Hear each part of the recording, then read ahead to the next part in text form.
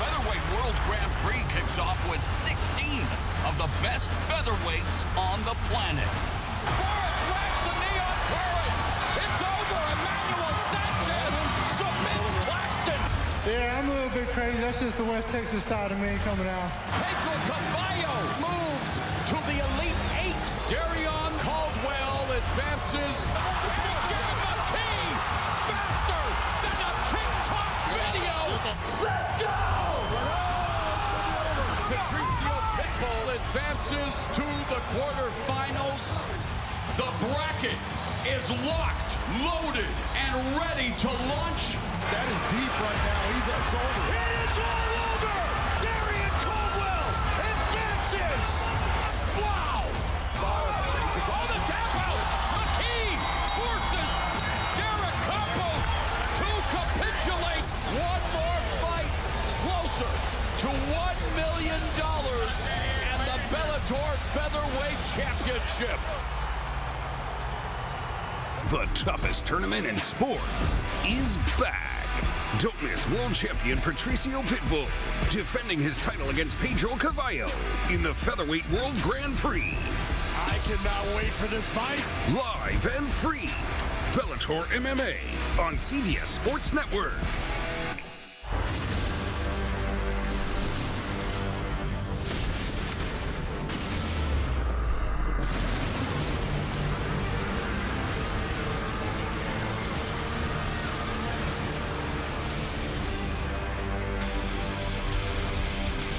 We are back, and we have a big one for you tonight. Inside our home away from home, the Mohegan Sun Arena.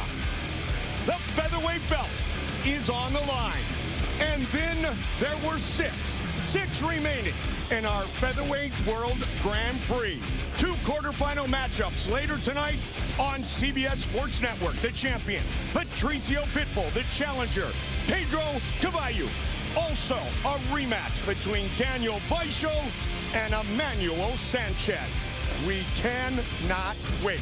We begin in the welterweight division. 4th battle inside the Bellator cage for 23-year-old Conry Gracie. His opponent, the Scarecrow, Trevor Goody. Big John McCarthy, Josh Thompson with me. Here is Conry Gracie's armbar finish. Yeah, we saw in his last fight, Conry Gracie finally pulls out the jiu-jitsu that he's been doing his entire life. That was a beautiful armbar. Got him the win. That's exactly what he wants to do tonight against Goody. Our tail of the tape for this, our first preliminary matchup.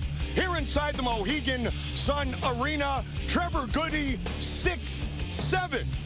But look at the reach, John. Interesting.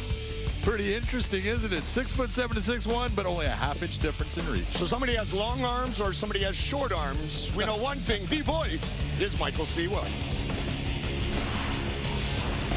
Ladies and gentlemen, welcome to Mohegan Sun Arena as we get underway now with the prelims here at Bellator 252.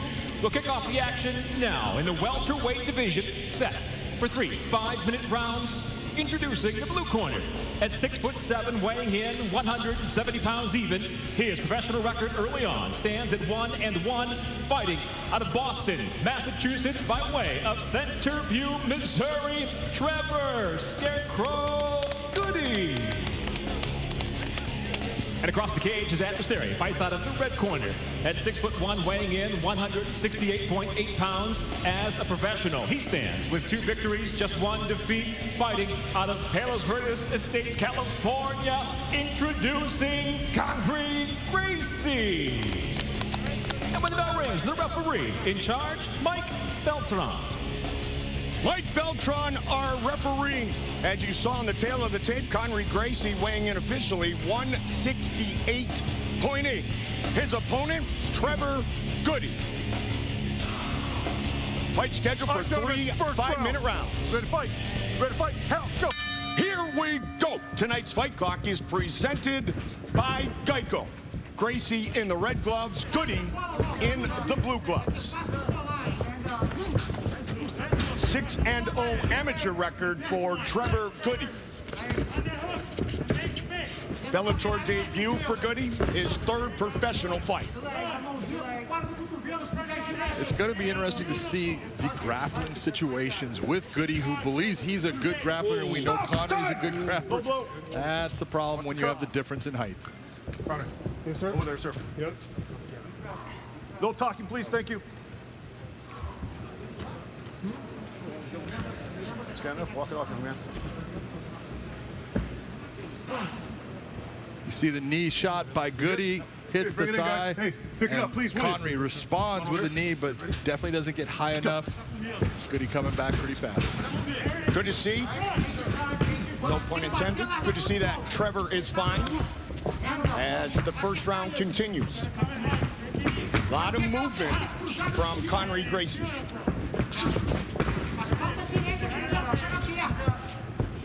Connery, if you use this footwork coming inside, that's how you set up your hands. He's got a very good left jab. He just needs to believe in all the training that he's done, believe in his ability, and just use that jab. Connery did point out, and I think we all figured it out, that this is the tallest opponent that he has fought, especially as a professional. But he's going to try to use that against Trevor Goody. Josh, how can he use that against Trevor? Well, realistically, I would like him to take it away. So all he's got to do is kind of pressure Trevor up against the fence and take away that height and reach. So if you stay inside that, what John likes to say is fight him in a phone booth. Just get inside that phone booth and get to the body lock position. I like what he's doing there as well, though. He jumped in, jumped out, landed some clean shots. But you got to be careful, because as you back straight out with your chin up, punches can be countered.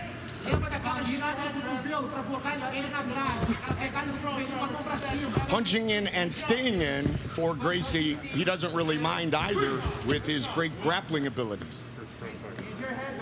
Received his black belt from his father in October of 2019. As he said, and I quote, "All Gracies have been on the mats since they could walk." I might alter that to maybe crawl, John. As far as grappling, he's been doing it a very long time. But you can see even right here, you see that Trevor Goody's got the underhook, but it's Connery who's actually winning the battle as far as, look at the head placement. Trevor's having a very hard time based upon Connery putting his his head on Trevor Goody's chin. Trevor's trying to figure out how he can get past it.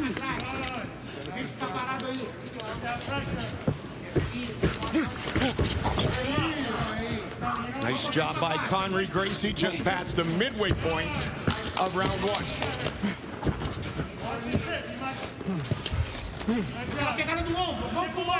Father Hoist, Uncle Henzo in Connery's corner. Same thing.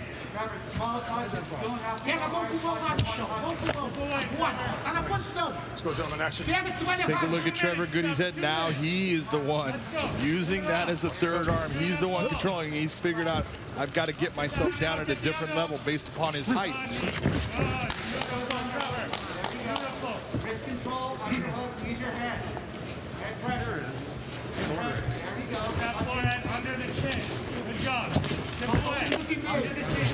All right, stop! Turn! Come on. Hey. Still there. I think we're 1 for 1. Over there. 1-1. No coaching, fellas? You good? Yeah, you good? Hey, both you guys, pick him up, will you? As I've always said, Big John, Mike Beltran is almost as bossy as you were during your reffing days. Almost being the key word, right, John? Almost. I wonder where you learned it from. Right? Exactly. Had a good mentor. That was a nice elbow attempt by Trevor Goody. Little slip on that kick. Connery's doing some good things. He's punching and getting in, got to the body lock, but there's no next step. Okay, that's just the more experience inside the cage will give him that. Look at it, just a nice kick landed, nice body lock position there, but there was no next step, John. He's missing that it's almost like he's surprised he got in that deep. Yeah, and every time he gets to this position, just like we're seeing right now, he gets that position, gets his underhook, drives into Goody, gets him against cage. But you see Trevor Goody changing the position up against the cage. Connery's figuring out that this guy understands how to use that length for leverage and strength.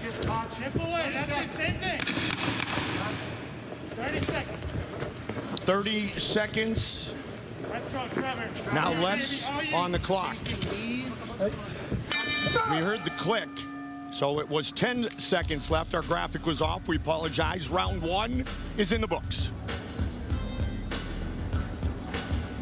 Once again, we would like to thank our dedicated professionals at Hartford Healthcare. They are handling all of our COVID-19 testing and screening. For more information, go to hartfordhealthcare.org. All of us here at Bellator MMA, thank you. Uncle Enzo. Ele fica te impressionando, mete. É porque ele é alto. Ele é alto. Por isso que eu tô falando. A little bit of experience in Connery's corner você vai pegar aquela. Porque ele tá clinchando ali toda hora. Agora não fica com medo de largar a mão dele. Talking about guys that have been doing this since they were very young kids themselves. Now seeing them in the corner of Connery, it's just nice to see. Enzo, dad hoist. It's a beautiful thing. You can just feel the passion that they have for it, though, the way they're talking to Pick up your knees, watch it, okay? Knees. Different spectrum in their emotions when you look at Uncle Enzo and Father Hoist. Hoist is that silent finisher, and Uncle Enzo with that big smile all the time, but both like to see Connery come with the same result, and that would be win number 3. Round 2, Gracie red gloves. Trevor Goody making his Bellator debut in the blue gloves. Big swing and a miss. Connery's got to get past the point of looking at Trevor Goody and thinking, I need to go up. You can go to the body on a big guy like this. It's a good thing to attack, Josh. That's not nice. His right hand, though. That hurt him. Goody threw the knee, and Connery did a nice job to counter. Connery needs to make sure he stays out of that clinch, that tie clinch position, because that's where Goody's going to do a lot of his damage with those knees and those elbows. He's had success with the elbows against the fence as well. One of the things that Goody's had success with is he has always been the guy to establish the underhook. You're seeing that Connery's always got that left arm on an overhook. He's got to figure out a way to stop Goody's ability to control the position here. Well, let me explain to you, John, how to get that position back. Please do. Please. All Connery needs to do is take that left arm and bring it back in front of Goody's face with his forearm and pummel it back inside. That's what he's got to do. And then elevate it as high as he can, because as some of my friends would say that are very top-notch wrestlers, the higher the hook, the higher the underhook, the more you're winning. You're winning that position and dominating the position by keeping that underhook high. We call it underhook high. Doesn't it make sense? Anyways, bad joke. High underhook. Yeah, we just... All I know is one thing, that Trevor Goody is sporting a mullet that would make Mike Pyle very proud. And he's got the curls, too. Goody and Gamer making it a fight. Round 2. Well, Connery's got the underhook now. Now he needs to elevate it so he can start to turn Goody against the fence. Underhook high. Yes, that's why I said underhook high. See, I listen. But he lost it. Now he's back to the overhook. Fingers out of the cage. Action, gentlemen, action. There it is, again. Josh, we're the guy 6 inches taller, and John and you have already kind of talked about it, but how does it affect the head fighting for both men?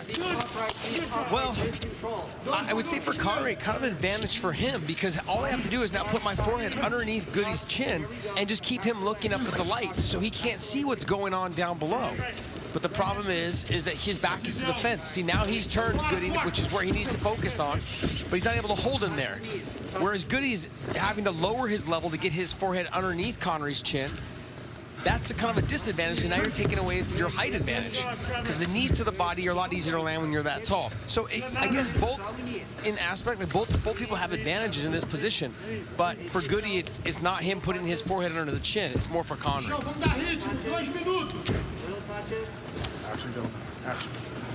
Under 2 in round 2. Quick elbow from Trevor Goody. There it is, Trevor. Keep striking. Good biceps and wrist.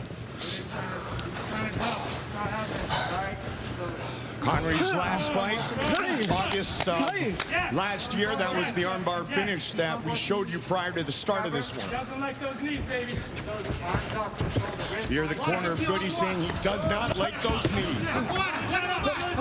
There it is, nicely done on the transition. Once he was able to turn him and put his back to the fence, put Goody's back to the fence. Went to a straight double leg takedown, gets him down. Now he should, at this point, bring your head either to the other side or drive him towards his left side so he ends up on the canvas instead of having his back on the cage. Come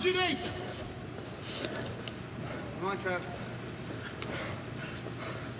So what Connery should do is start pinching his knees around that knee and start walking his Goody's legs to the fence, which will take Goody's back off of the fence and he can lay him flat. What you want to try to do if you're a top jiu-jitsu guy is you want to try and keep your opponent's back flat on the canvas the whole time, because they'll always have to turn to their side to mount any type of offense. Good shots to the body from Gracie.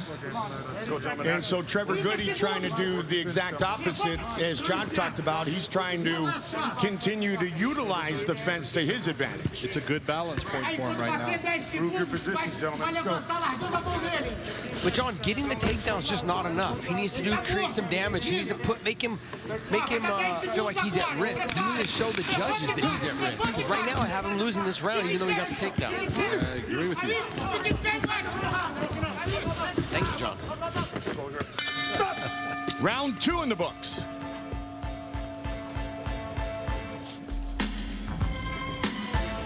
Tonight at 9:30 Eastern, the PBR World Finals get underway from Jerry World. It's the best riders in the business, all looking to come home with the hardware. Only on CBS Sports Network. That comes your way after we complete the quarterfinals of the Featherweight World Grand Prix. We go from a Pitbull to some bull riders. I want you to keep that jab going. Yeah, something like that. Something like that. Yeah, but anyone that gets on the back of a bull, I've done it, they're nuts, and I will never do it again. But I need you to detach, all right? When you stay too long, that's what gets them going, all right? All right? Take a deep breath for me. 1 round to victory. 1 round to victory. You definitely won the first one. They lifted his mullet to put a bag of ice underneath it on his neck. That's great. Mouthpiece, young man. Well, the mullet will keep the ice from actually cooling them off, so I understand why they lifted it. It's called intelligent corner work. That's very good. So scorecards, guys, you have it 1-1? No. Right now I have Trevor Goody up 2-0. Third and final round. You ready to fight? You ready to fight? Hell, let's go. Third and final round. 5 minutes remain.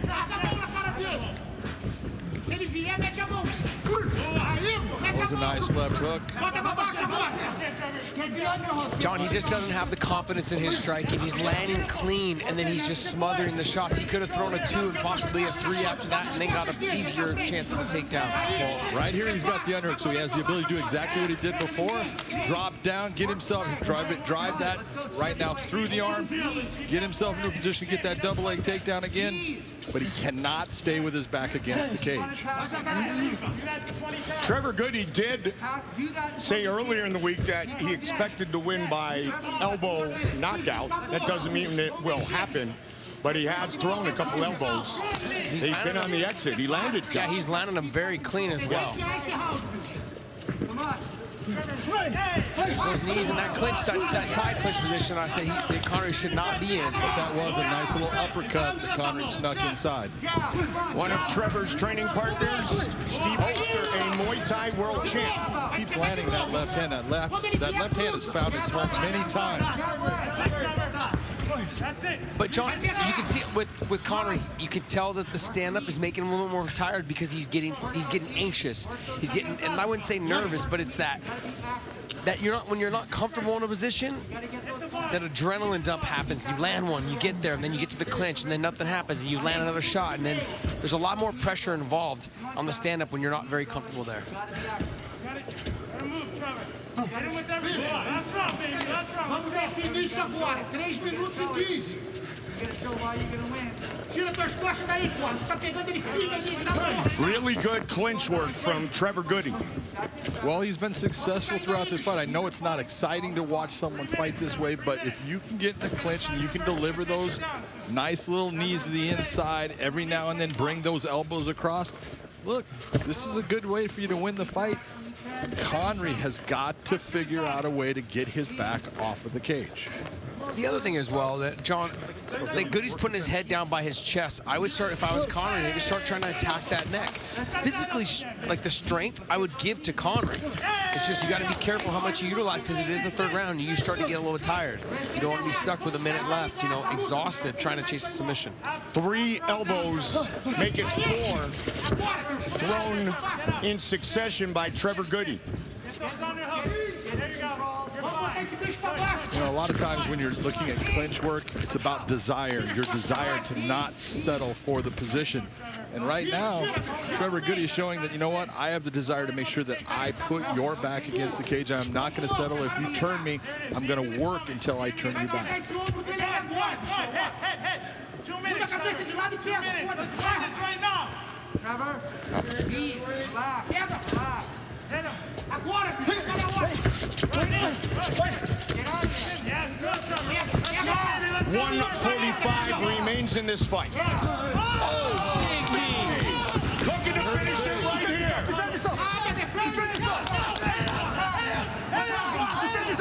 It is all over. Trevor Goody finishes Connery Gracie. Nasty knee. Wow.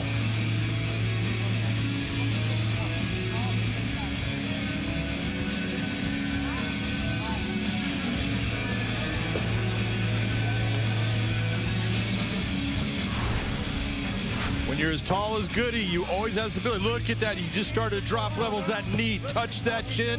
Connery Gracie was in trouble from that moment forward. You can see that traumatic shock bounce through. Follows it up. Watch real speed here. Watch how fast. Boom. Big shot by Trevor Goody. Connery was never able to truly defend himself at that point. Never able to get himself back. Big win by Trevor Goody. That's where 6'7" compared to 6'1" makes a huge difference, is bringing that knee up just a little bit. Especially when that 6'1" drops itself down just a little bit. To about 5'9". What the difference was is throughout the fight, you saw Connery back up and then try to take a shot to get to the body lock. And then Trevor Goody was able to time it right at the right time, knowing that nothing was going to come, just except for the clinch, the takedown through the knee right up the middle, and it landed right on the chin. Nicely done by Trevor Goody. What a Bellator debut for the Scarecrow, Trevor Goody. Finishing Connery Gracie in round 3.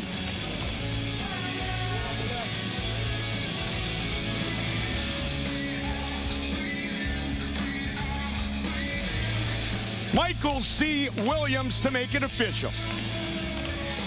Ladies and gentlemen, inside the Bellator cage, it comes to an end. 3 minutes, 28 seconds, round number 3. The winner by TKO, Trevor Scarecrow Goody.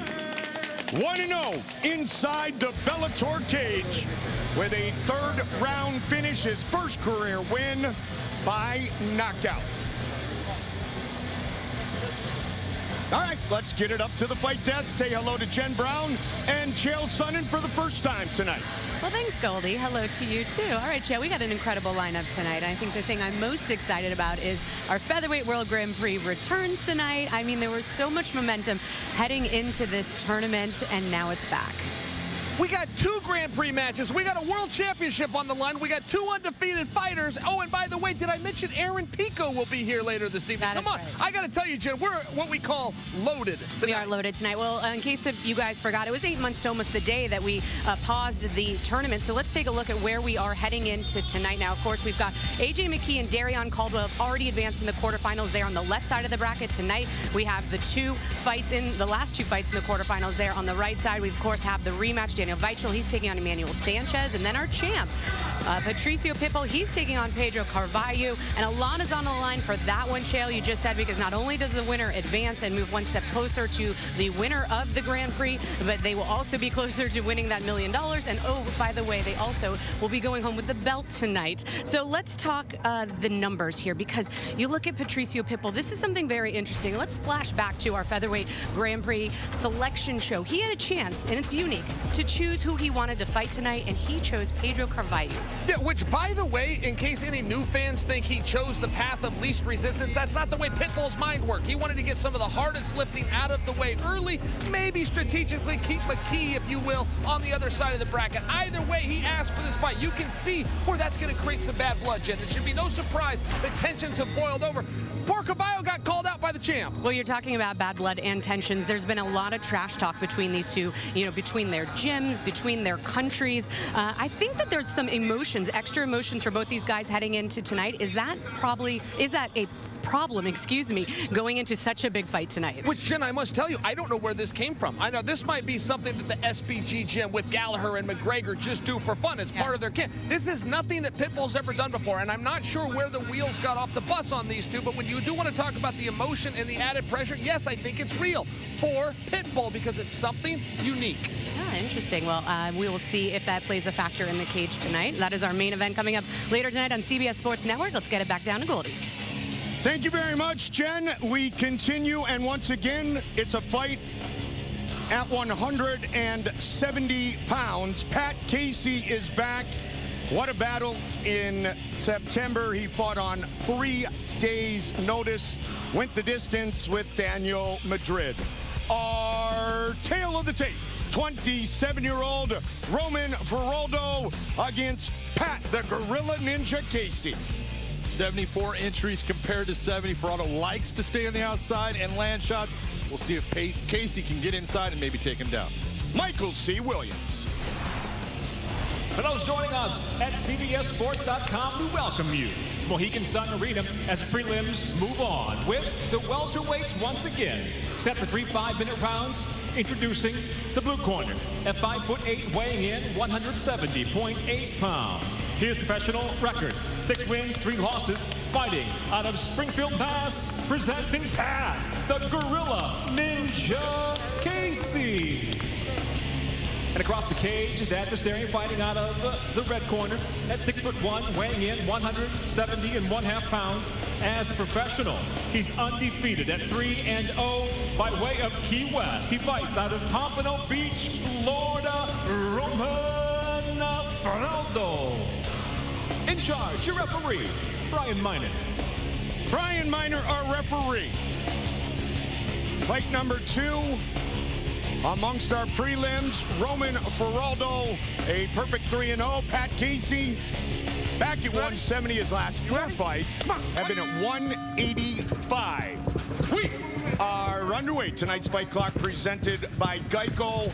Feraldo in the red gloves, Casey in the blue gloves. Casey with King Mo in his corner. Earlier when we were rehearsing, I saw King Mo kind of walking Roman through what the routine would be pre-fight, this being his Bellator debut.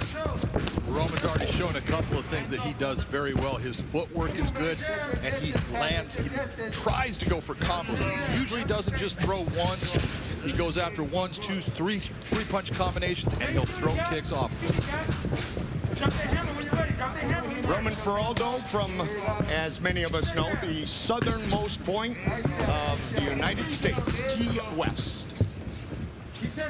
Working up the street at American Top Team.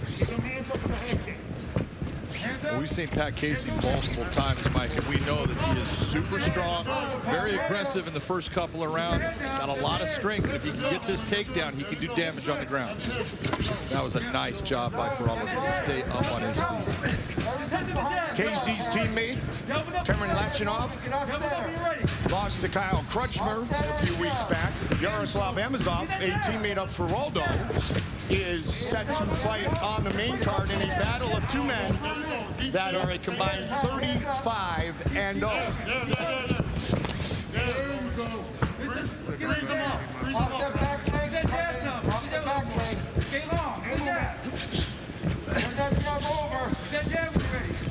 I correct myself, pardon me to Cameron. It was a victory over Kyle Crutchburn. As Pat Casey took the fight in September on 3 days' notice. It's a full camp, at least close to a full camp for this one, and back at 170. Nice kick by Farrell. You'll see him switching that stance back and forth. With all these fights, Goldie, it's hard to remember who wins what. It's very true. And I remember Crutch being talked about by Josh. Casey being the smaller fighter, expect Farrell to throw that push kick right up the middle. He's already thrown it a couple times. It's almost landed right on the button a couple times. And he knows that, you know what, Casey wants to take him down, so he's trying to time it. There it is again. That was a little bit more flashy, though.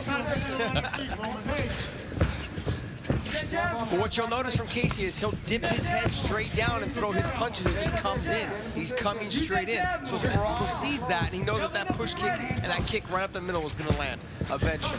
Use a jab, man. Use a jab.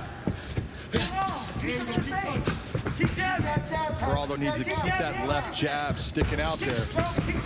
That'll keep Casey coming down. It'll keep him from all those big rushes inside. Nice shot. Pat does turn the shoulder and extend on his punches, trying to counter for what commonly is a disadvantage in the reach, even against opponents at 170. And you could just see that counter right there by Farrell with that left hand. Yeah, but Casey just landed a nice little body shot and tried to circle to the outside. Good work in the clinch. Good knee there that came right over the top of that overhand right as well by Farrell. Very explosive with the stand-up game. The debut of 27-year-old Roman Faraldo. Lower your levels. Lower your levels. No combination. Let's go.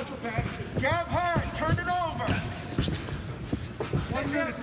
Really good footwork, John, like you were talking about, but also judging the distance. He's really like sliding his feet in and out, keeping his eyes on the prize, which is Casey's chin, and he's just missing by a little bit, but as Casey slows down, those will start to land as the fight goes on.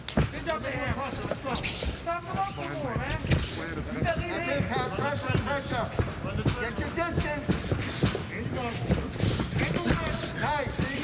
Pat Casey said on the fight he took back in September that he learned he can perform at a high level against good competition, even under less than ideal circumstances.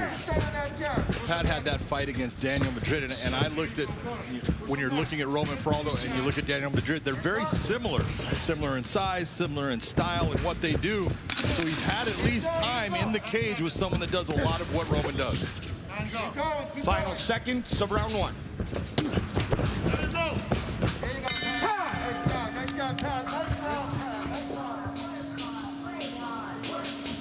Catch up on past fights 24/7 on our Pluto TV channel. Available now on your favorite devices. Look for us in the sports category.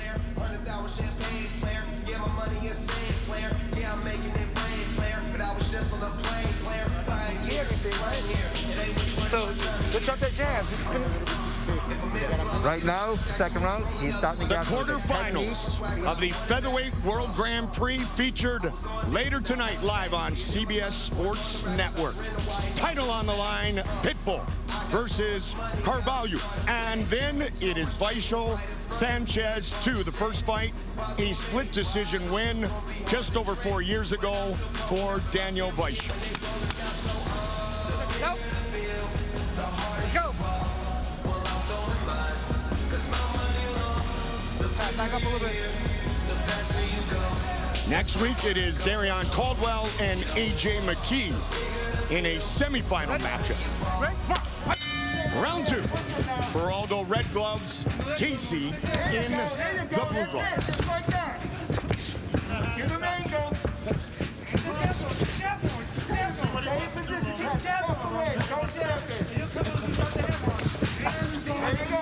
Josh, Pat Casey got clipped, if you will, with about 2 seconds on the clock. Almost seemed like he was done in the first mentally, and Geraldo said, no, not yet. I haven't heard the bell, and kind of clipped him.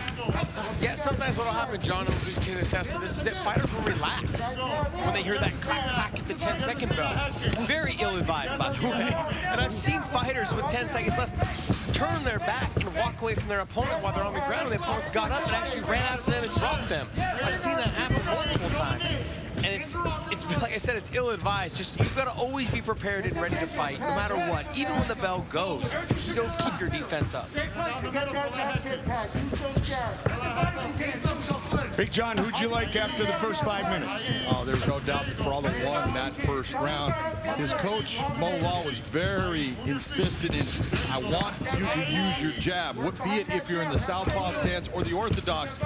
He wants to see that jab in his face, and you've seen multiple times in this round already where he has positionally gotten Casey off balance or out of position where he can be attacked. The angle work, John, is just phenomenal. And one thing that, I don't know if he got it from Mo, but Mo was famous for doing that, especially when he fought bigger guys. Mo utilized his jab from both angles, King Mo did, and then as he would land, he would take little steps to the outside and use his footwork to rethrow again, and that's exactly how you're seeing Geraldo fight right now. Cut by the right eye of Pat Casey. Yeah, I believe that was due. There was a point where there was some nice shots landed by Geraldo, but I think that was when their heads came together. I do think it was a clash of heads that actually caused the cut on Pat Casey. But Geraldo keeps touching that same spot that he just did about 2 seconds ago. There it is again. Oh, big shot though by Pat Casey. Yeah, Pat Casey is hurt. You can see him. Look at his legs. He's starting to stiffen his legs out. He's starting to have some problems. This could do it. It is all over, just like that. The explosiveness of Roman Geraldo. He sensed that Casey was running low on fuel, and he finishes the fight brilliantly.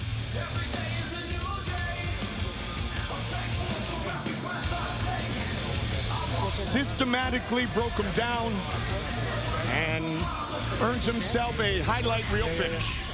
Yeah, you can see right here. Take a look. See that shot right there? That right hand, then the left, right. You can see, look at Casey's legs. Look at what he's doing. Look at how he stiffens them up because he's trying to control his body because he is hurt.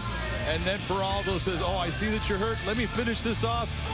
He knows that Casey likes to drop his head down. Doesn't hit him clean, but enough to really hurt an already hurt fighter, Josh. Yeah, but John, the key to that flying knee was it landed right behind the knee. As you can see right there, boom, right behind the ear, sorry. It's all right, I got it. There's a flying knee behind the knee.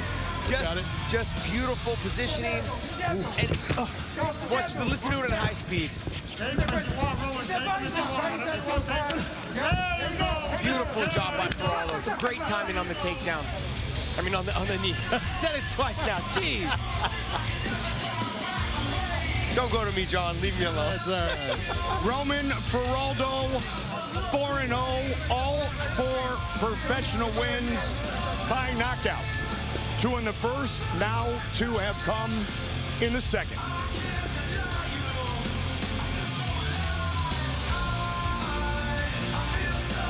Let's get into the voice, Michael C. Williams. Ladies and gentlemen, inside the Bellator cage, it comes to an end at 2 minutes, 30 seconds, round number 2. The winner by knockout, still undefeated, Roman Geraldo. Outstanding performance in his debut inside the Bellator cage. The knockout finish comes at exactly the midway point of this 3-round fight. Best school in the nation, baby. Best school in the world. Let's go. I got my man Mo. I got my man Wonky. Geraldo team. Back up to Jen and Jail. Thanks, Goldie. Here's a look again at our featherweight World Grand Prix bracket. Now tonight we will close out the quarterfinals with 2 fighters advancing to the semis. The first fight that's coming up on CBS Sports Network. We've got a rematch between Daniel Weichel and Manuel Sanchez there at the top of the bracket. We will see who's going to be moving on to face the champ that will be crowned tonight. Now the last time that Daniel Weichel and Emmanuel Sanchez faced each other, it was back in 2016. It was a very close fight, Jail.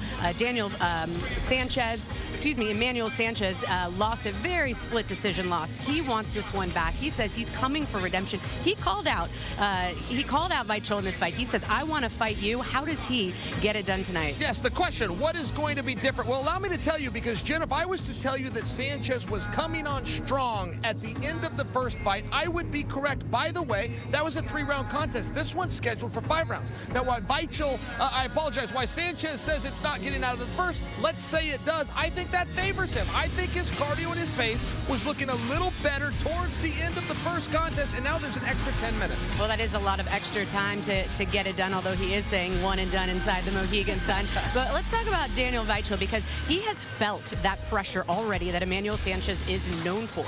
So how does he combat that tonight? Because it is not easy. I'll tell you what Weichel did the first time is he kept him at bay. Weichel did a very good job of keeping someone at the end of their punches. That's an expression fight guys like to talk about, but doing it is a whole other thing. Weichel understood range very well. He wasn't afraid to slip some kicks in there. He kept Sanchez guessing. In all fairness, I was on the outside watching it, Jen. He kept me guessing. I was seeing things from him I hadn't seen before, and I offer you that. Because if he is improving in the gym, as he did prior to that first fight, if he's improved since then, we don't fully know what to expect from Weichel. Well, he is confident coming in tonight, having won the first one.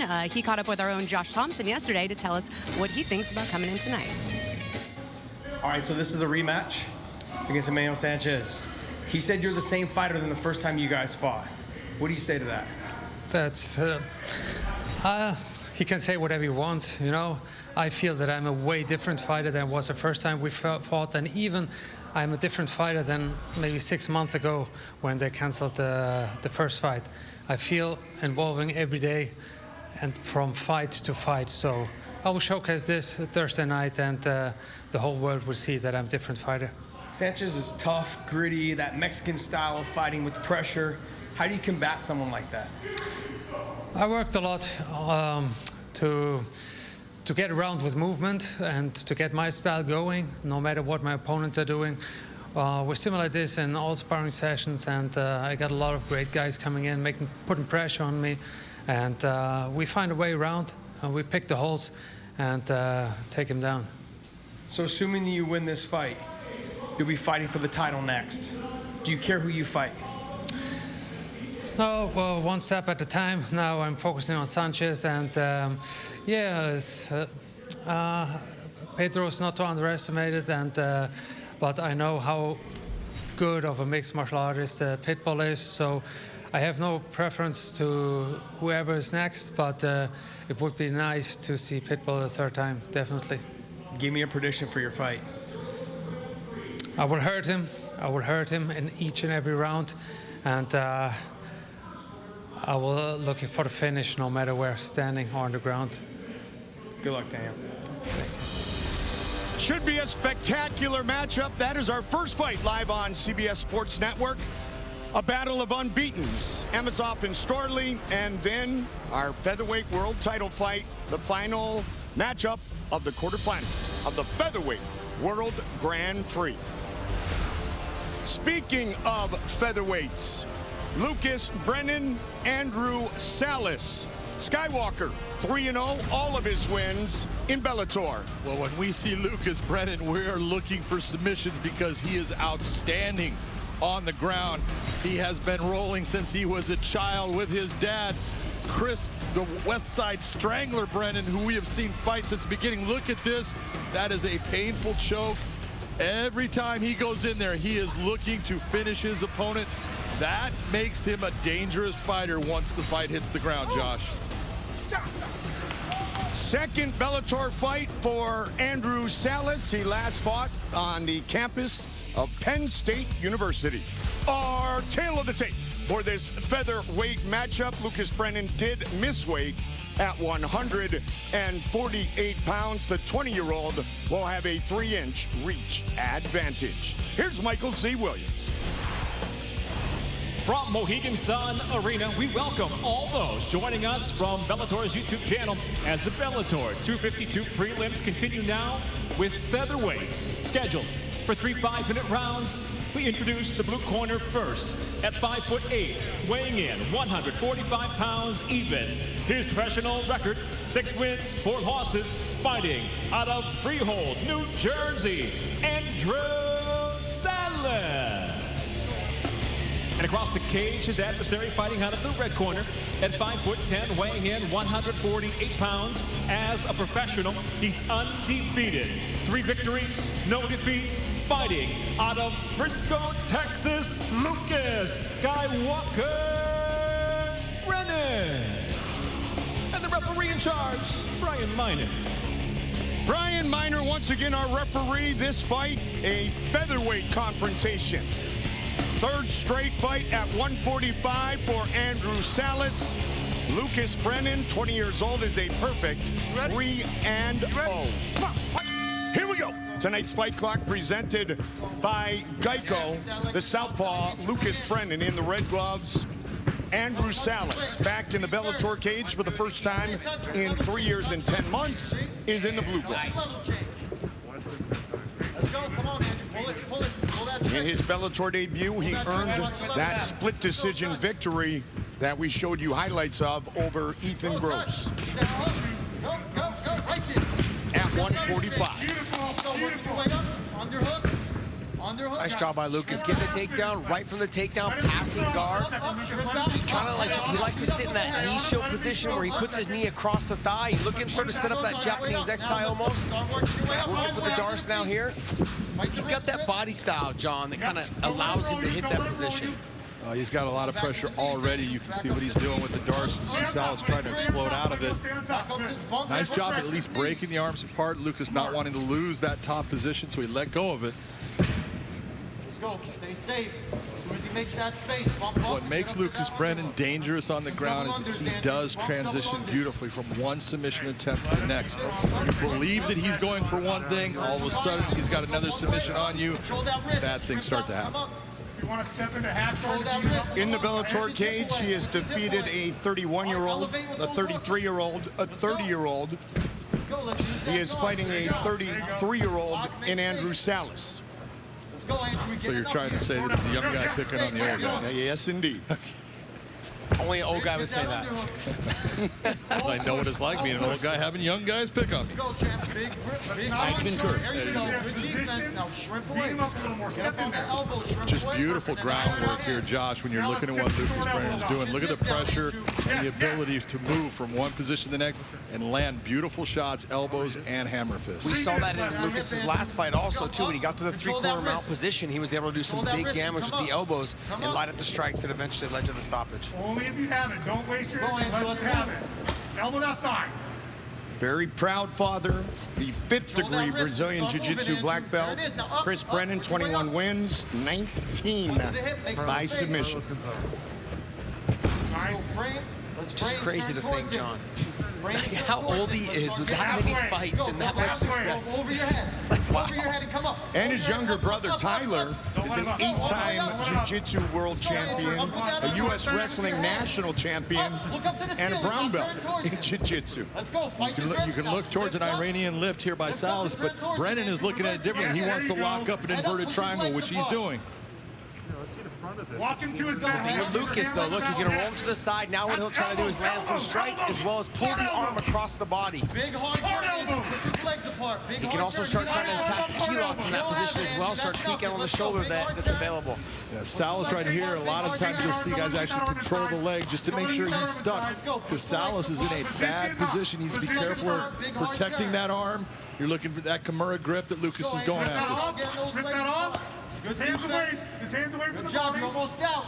Let's go. Hey, position if he starts to get out. So talented at just 20 years old. Lucas trying to use his arm to hold on, put more pressure on those legs. Now there's a release of pressure at least. John, that's fight IQ right there. He felt like he was losing the position. He went back to the top in dominant position. That's like stuff sure you can teach it, but for them to do it in a live fight is something that you cannot teach. You can tell them all about it, but they've got to be willing to do it in a fight. Great job by Lucas. Move to knee on belly, then full mount. Now back to side control. Back to knee on belly. Just a beautiful exhibition of what a superior ground game will do for you. John, you would say he seamlessly transitions. I like the way you said that, Mike. Let's go, butt scoot to the taught cage. me. That's the cage help you get up. Let's go a little bit further. Get on that elbow. Get your back to the cage. 45 seconds, bud. 45 defense, Andrew. Good job. Use that cage. Lucas Brennan is able right now. He is passing the guard of Andrew Salas anytime he wants. Knee on belly, switching up position, shoulder pressure, now shoulder shrugs into strikes. Come back with that. Very impressive right now. For Salas, this is probably one of the most frustrating fights that you could possibly fight. Training or fighting somebody that just moves so fluidly while you're trying to make explosive moves to get out from the bottom, and they're already there. It's extremely frustrating as well as exhausting. Go, short time, fight that wrist grip. You get out of one dangerous position, and you find yourself immediately in another one. Outstanding first 5 minutes for Lucas Brennan. Tomorrow night, 7 Eastern on CBS Sports Network, it is an in-state conference matchup as FAU battles FIU in Miami. Catch it all on the 24-hour home of CBS Sports.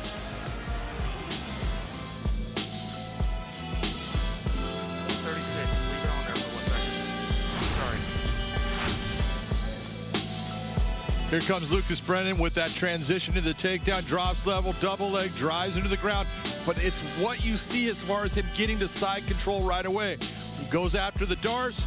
He starts to put pressure on it. Salas is working hard to keep that from happening. And then all of a sudden, Brennan just starts moving in other positions. Knees from the ground. You saw knee on belly. And then here with an inverted triangle. All of this was just an outstanding demonstration of what this man can do on the ground. At his age, I hate him.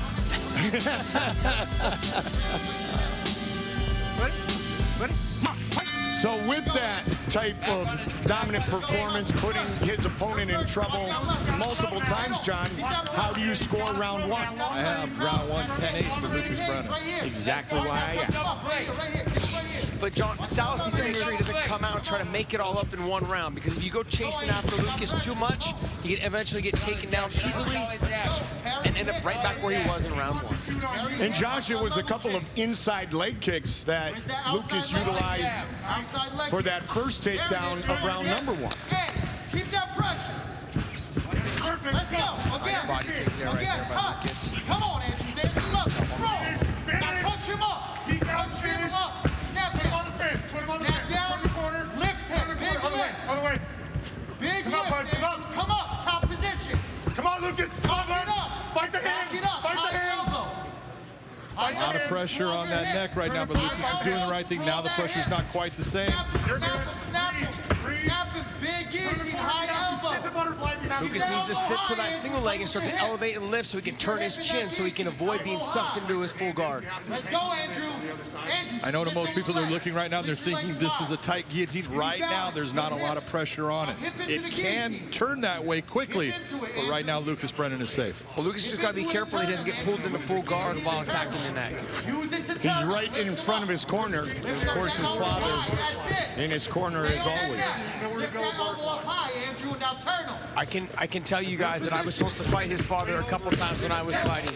It never happened, never came to fruition, but it was one of those, his father's really good on the ground, John. I mean, in all the years of experience I had seen guys and trained for him, prepared for him a couple times.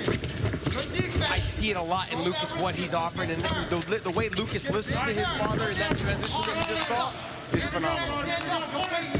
Hands in the mat, stand up, don't wait.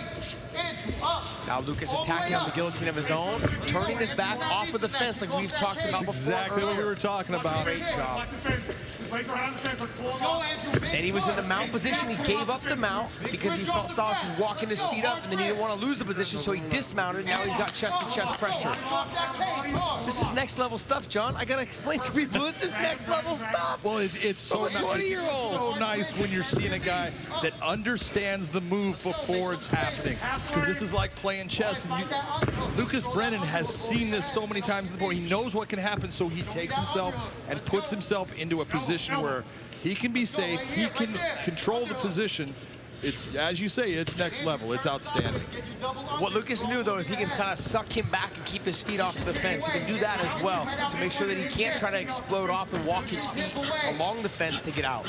There you go. Now get your elbows in. Lucas doing a good job, though. He looks like he's trying to attack that Kimura position. He's trapping the elbow and the wrist. Now he's going to go wrist control on his own. He'll start to posture up and probably step over the head to attack. Under 2 on the clock in round number 2. You just heard his dad say pull him off the fence. Look at the way he did it, too. Gets his gable grip and actually picks him up and swings him around, pivoting him. It's not even that, as much as I'm more impressed with the fact that he's listening to his father. Well, actually, every daughter and son should actually do so. Many, as I can attest to, don't always do exactly that. He's doing a great job. Good defense now, coming up. Boy, beautiful knee on belly, good position, nice heavy shots. Push that hip away. Right to mount. Tight up. Good job, coming in. 2 hands fight his knee, get back to guard. Going to be very heavy on Salas from this position. Good saw in his last fight, same position. He was in that 3/4 mount / mount position, kept going back and forth and just laying big elbows and big strikes down. And you can see Salas understands where he's at and what he's doing. He's trying to do the right things. He's just on the ground with someone who is 2 steps ahead of him. Maybe 3. In that last fight, Lucas Brennan finished Will Smith very late in round 2. We are very late in round 2 of this fight. Good job. Good defense. Now let's work. Well, it's a lot of the frustration, Goldie. The frustration of you're moving and the guy's already there. Your opponent, and Lucas is already there. 20 seconds, Andrew. And as you get more frustrated, you get more tired. You start giving up positions, and then you just finally just concede to the fact that, like, okay, look, I'm just going to stay here and mount. Then Lucas postures up and lays down big elbows and big damage. Defense, Andrew. Now let's go.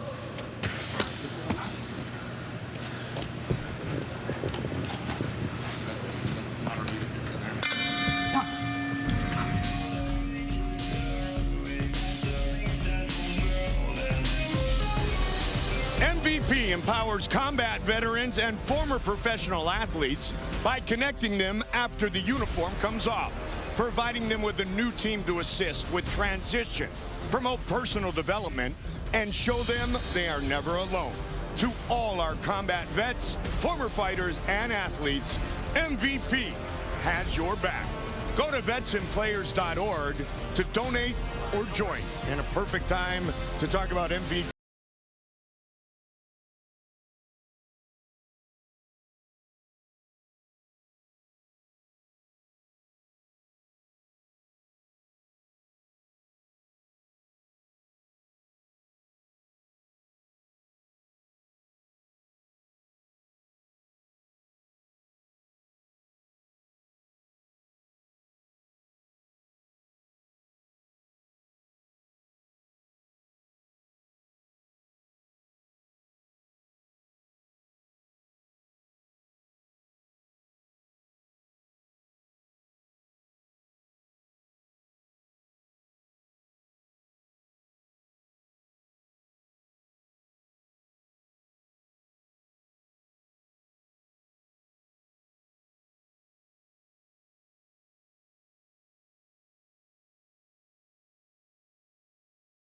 Final round. Let's get it. Come on, Andrew. Lucas Brennan, the southpaw, in the red gloves. Andrew Salas in the blue gloves. Brennan came out with the flying knee. 3 to the head. Ball with that jab. Where's that jab to the body? Let's go. Nice. Now keep Keep him there. Let's go. We're not Watch the brawling. level change now. That's what Papa talked about. He's going to come out and swing. Let's go. John, what I liked in the corner of Lucas and his father, not just the I love you at the end, Yeah. but it was that Lucas was actually talking back to his dad and showing him, like, hey, I landed this, I landed that. Notice where his eyes were at. Exactly what you're talking about, Josh. He's into this. He is into every little moment of it. And this is very good for a young fighter. Lucas Brennan, he's never gotten out of the second round. This is the first time in the 3rd round in his professional career. That is very good for him right now. He needs this time in the cage.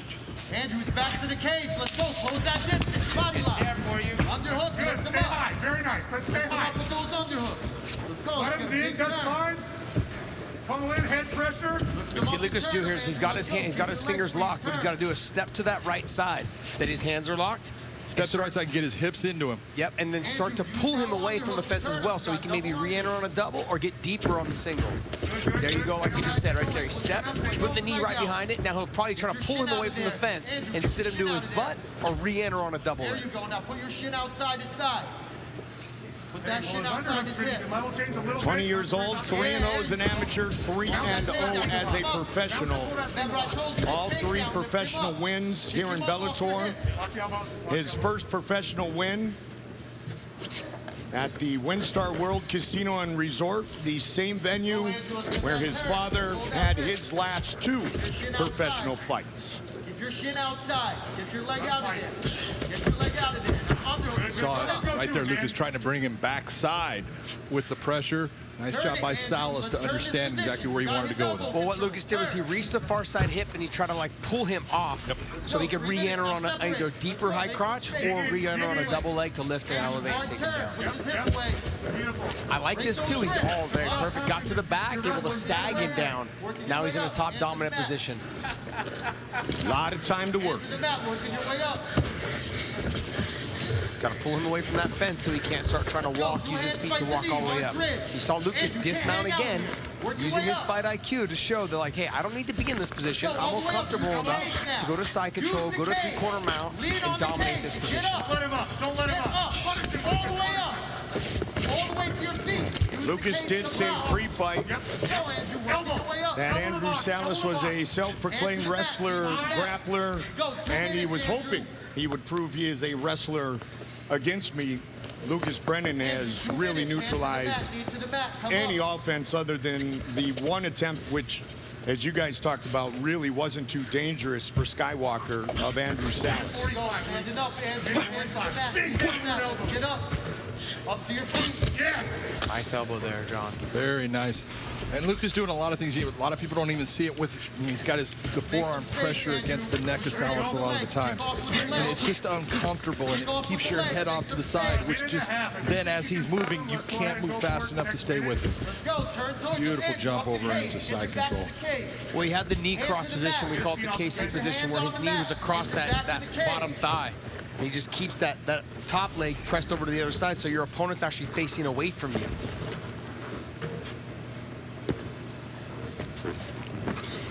Go, working your way up, Andrew.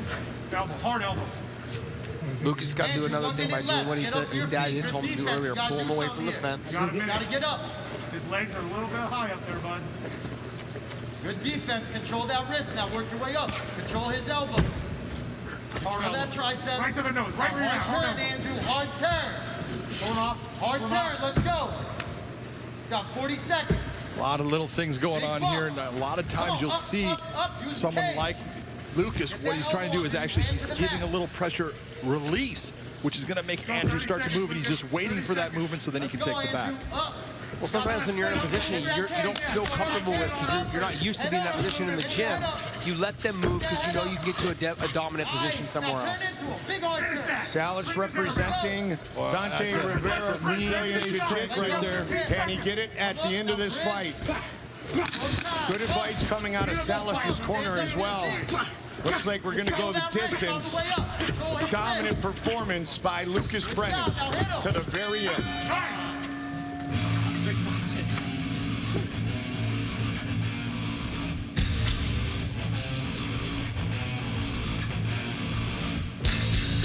Going the full 15 in your 4th professional fight at 20 years old is not a bad thing at all. Well, if you're going to go the full 15, it's a good thing to be on the side of what Lucas Brennan was on. Because if you went the full 15 being Andrew Salas, you proved how tough you are.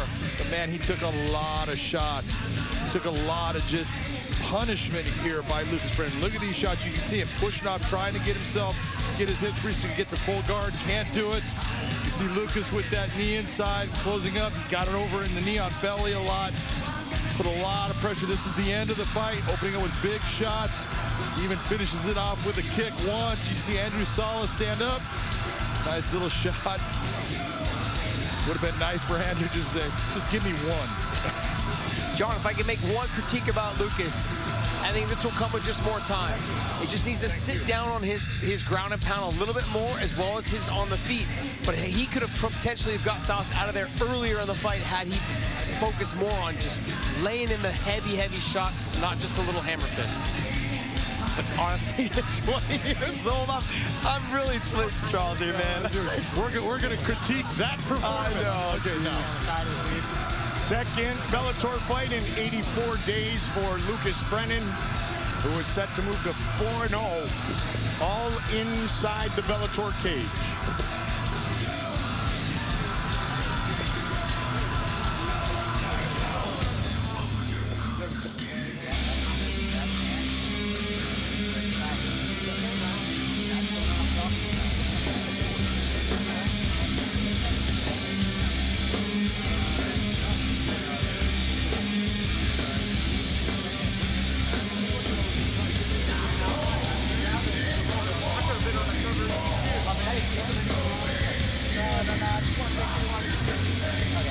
He came out in the third model on here, and I was like, oh, that's what they checked him for.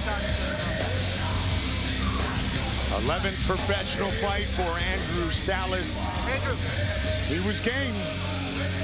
But Brennan, definitely skills are ahead of his years at this point. Here's Michael C. Williams. Ladies and gentlemen, for the decision, we'll go to your three judges at cage side. Your first, David Torelli, scores it 30-27, while judges Michael Bell and Dave Peabody both see it the same, 30-26. I'll have it for the winner by unanimous decision and still undefeated Lucas Skywalker Brennan. 30-27, 30-26, 30-26, 4-0 for Lucas Brennan.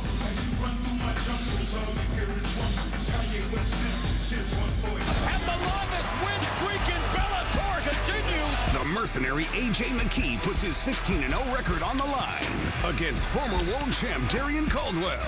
Don't miss the semifinals of the Featherweight World Grand Prix, live and free. Bellator MMA on CBS Sports Network. Hey, Bellator Nation, follow us across a large array of digital platforms and stay up to date on everything you need to know. Like us on the Bellator Facebook page and see exclusive videos. Follow us and get instant updates on Twitter at Bellator MMA and get a chance to have your tweet live on the broadcast. See amazing pictures on Instagram at Bellator MMA. Join Bellator Nation today. The toughest tournament in sports is back. Don't miss world champion Patricio Pitbull defending his title against Pedro Carvalho in the Featherweight World Grand Prix. I cannot wait for this fight. Live and free. Bellator MMA on CBS Sports Network. Well, welcome back in. Jen Brown here alongside Chael Sonnen. All right, we're closing out the Featherweight World Grand Prix tonight, but sandwiched right in between those two matchups, we have an incredible fight. It's the battle of the unbeatens, the welterweights, a combined 34-0 record. Chael for Yamasov Amosov and Logan Storley. I know you're excited about this one. Why? Yeah, well, I'll tell you, how often can we guarantee our audience you're going to see something new? And Jen, that guarantee is one of these boys is going to get beat tonight. 34 times at bat, they've always made it home. One of them's getting stuck on base. I don't know who it's going to be. I know what Amosov's plan is. Sprawl and brawl. He wants to keep it on his feet. I know what Storley's plan is. He says, look, if I can get him down twice, I got 3 rounds. If I can get 2 takedowns and keep him there, I can steal this fight. I think that he's right. Doing it is a whole other story.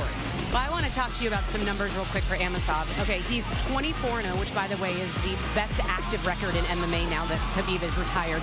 He's got 19 wins by submission or knockout, 13 of those in the first round. What do you think when you hear those numbers, Chad? Yes, and not to mention, Jen, he is gritty, okay? He's not a guy that just comes on in the first round and has to finish you. If this fight goes all night long, he will be there at the end of the fight. He is now training with my teammate, Austin Vanderford, so I get a lot of updates on Amosov. He is just as dedicated in his training. He is just as dedicated in his personal life to pursuing a world championship as he is when he's in the cage behind us.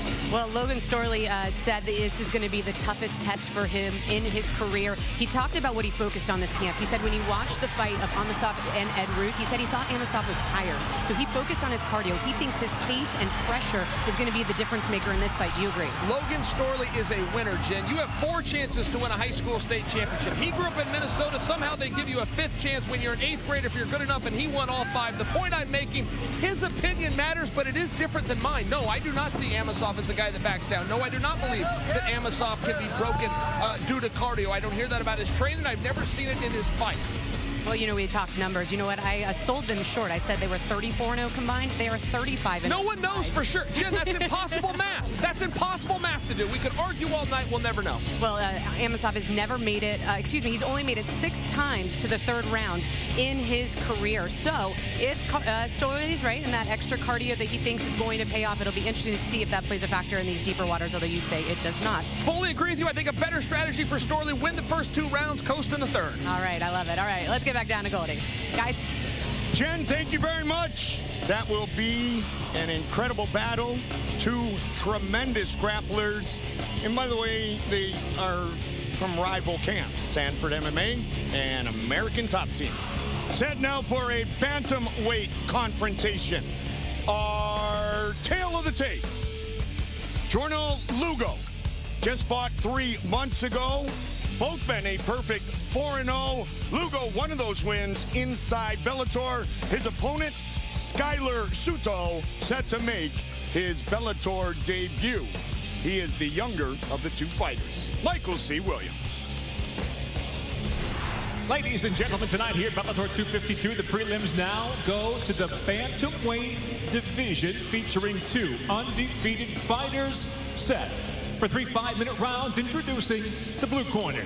At 5'10", weighing in 135.4 pounds.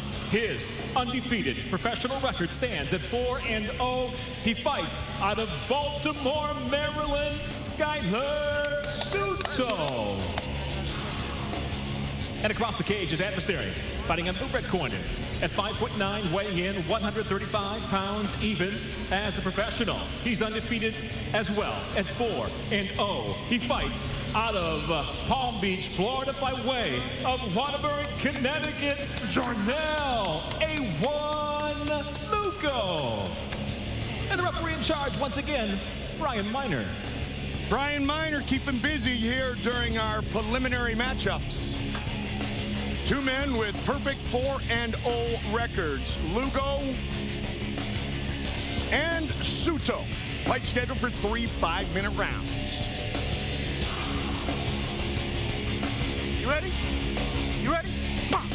Here we go. Tonight's Fight Clock is presented by Geico. Lugo in the red gloves, Suto in the blue gloves. Lugo's fight just over 3 months ago was in another organization. He won in his Bellator debut in October of last year, right here inside the Mohegan Sun Arena. A unanimous decision win over John Duoma. Rhythm, rhythm, rhythm. Unless you want to stop. There you go. Just touch till you see it. That's all right. That's all right. You know where to go from there. There you go. Look, he's looking to set up the big cage. Lugo with 6 amateur MMA fights, also 8 amateur Muay Thai battles. Haney. Wait for the counter. Rhythm, rhythm. The Haney. feints are there. Feints are there. There you go. You got it, Brennan. There you That's go. all right. He's just broke. He's just There you go. broke. Draw it out of him. Ain't no thing. Already know he's looking for a big kick right now. There we go. You can set it up. One of the men in his corner tonight, Mike Kimball. That's all right. Also from Waterbury, Connecticut. There you go. Sharp. There you go. A little skittish. That's all right. Draw it out of him. He's looking for the pressure. He's trying to Here press is him with Mike a big shot. Watch for Kimball. the big shot. He thinks you're pressed. He's on the left. Press. There you go. You don't want none of that. Yeah, use Go it. twos. There you Go Use twos. it. Go twos. It was a nice catch of the kick by Lugo there. If you're looking at both these guys, both of them are outstanding young fighters. 4-0 records. The big difference You're behind. is You're behind him. There you Skyler go. wants to keep this on the feet, and Lugo's going to want to take it to the ground. That's where his advantage lies. Suto bounced right back up on that Use your one. go-tos. Go twos. Drop. Drop, there you go. Nice transition to one side to the other. On one single leg, couldn't get it, switched to the other side. Then we have to take down from that position. Good job by Lugo. Wasn't able to hold him down, but then they're still fresh. There you go. This would be the hardest takedown he probably gets throughout the fight. The first one's always the hardest because it's one of those deal breakers. Your mentality changes. If you can stop the takedown, your opponent starts to think like, oh no, I can't get takedowns. And it gives you confidence as well for you stopping the takedown. Lugo doing a good job. 2 takedowns, but Pseudo being able to hop right back up to his feet. Halfway. Pseudo had 3 professional Muay Thai fights in Thailand, victorious in all 3 of those. Halfway. Go, chain it up. Halfway. Level. Check that choke too. Keep chaining it together. Mike Kimball very vocal in the corner of his teammate. Just trying to weather the storm. That's all. Redirect it. Redirect it. Mike Kimball's a very vocal young man. Yes, to be honest. Yes. It's not just in the Legs are corner. there. Legs are there now. Nice guy. I believe he's tied, right, for the fastest knockout in Bellator history. 6 seconds. 6 seconds. It's called being in the cage for a very long time. A little bit of punishment there. Those are the ones you leave the cage going, man, why did I even train for this? Beat up those legs. You look at all this work right here. Lugo is just staying on Skylar Suto like he's Velcro to him. This is not only frustrating for Suto, it's also exhausting. You have what you know, a lot of people are going to look and say, oh, he's taken him down 3 times. Yes, he has, but he's popped right up. So the judges are going to say, all right, there was a positional change, but not a whole lot was done with it. It's no different. He reversed and put Lugo's back to the fence. Exactly. And then Lugo put him right back to the fence. That's exactly what you're talking about. But John, I have to say that Lugo's he's the one using the most energy here to get this takedown. Because Sudo, even though he's defending, he's got the cage to lean on. There's not as much energy being exerted. He's just trying to stay heavy. Whereas Lugo is actually having to like pull him away, trying to lift him. All these things that they expend a lot of energy. Oh, no doubt about it. But then again, you go back to Sudo when Sudo's working, when his butt does hit the ground, and then he's working hard to get up. There's a lot of expenditure right here. Sudo usually fights at 145, so he said, I expect to be the bigger and stronger fighter in the cage. I want to pressure him and eventually force him into a mistake. Well, he's got the bigger fighter down. There's no doubt about it. He is tall and big for 135 pounds. There you go. Hey, you got 30. Well, you see the confidence that I just talked about, John by Sudo. He just came right out. Like, okay, I know your arms are tired. I know you're fatigued a little bit. I know you don't want to stand. So let me pressure you and see if I can make you make a mistake. Ward. There you go. There you go. Ward. There you go. Nice job. Baby. And very late in the round. One of my favorite takedowns when I was a young fighter. Double leg to the outside trip.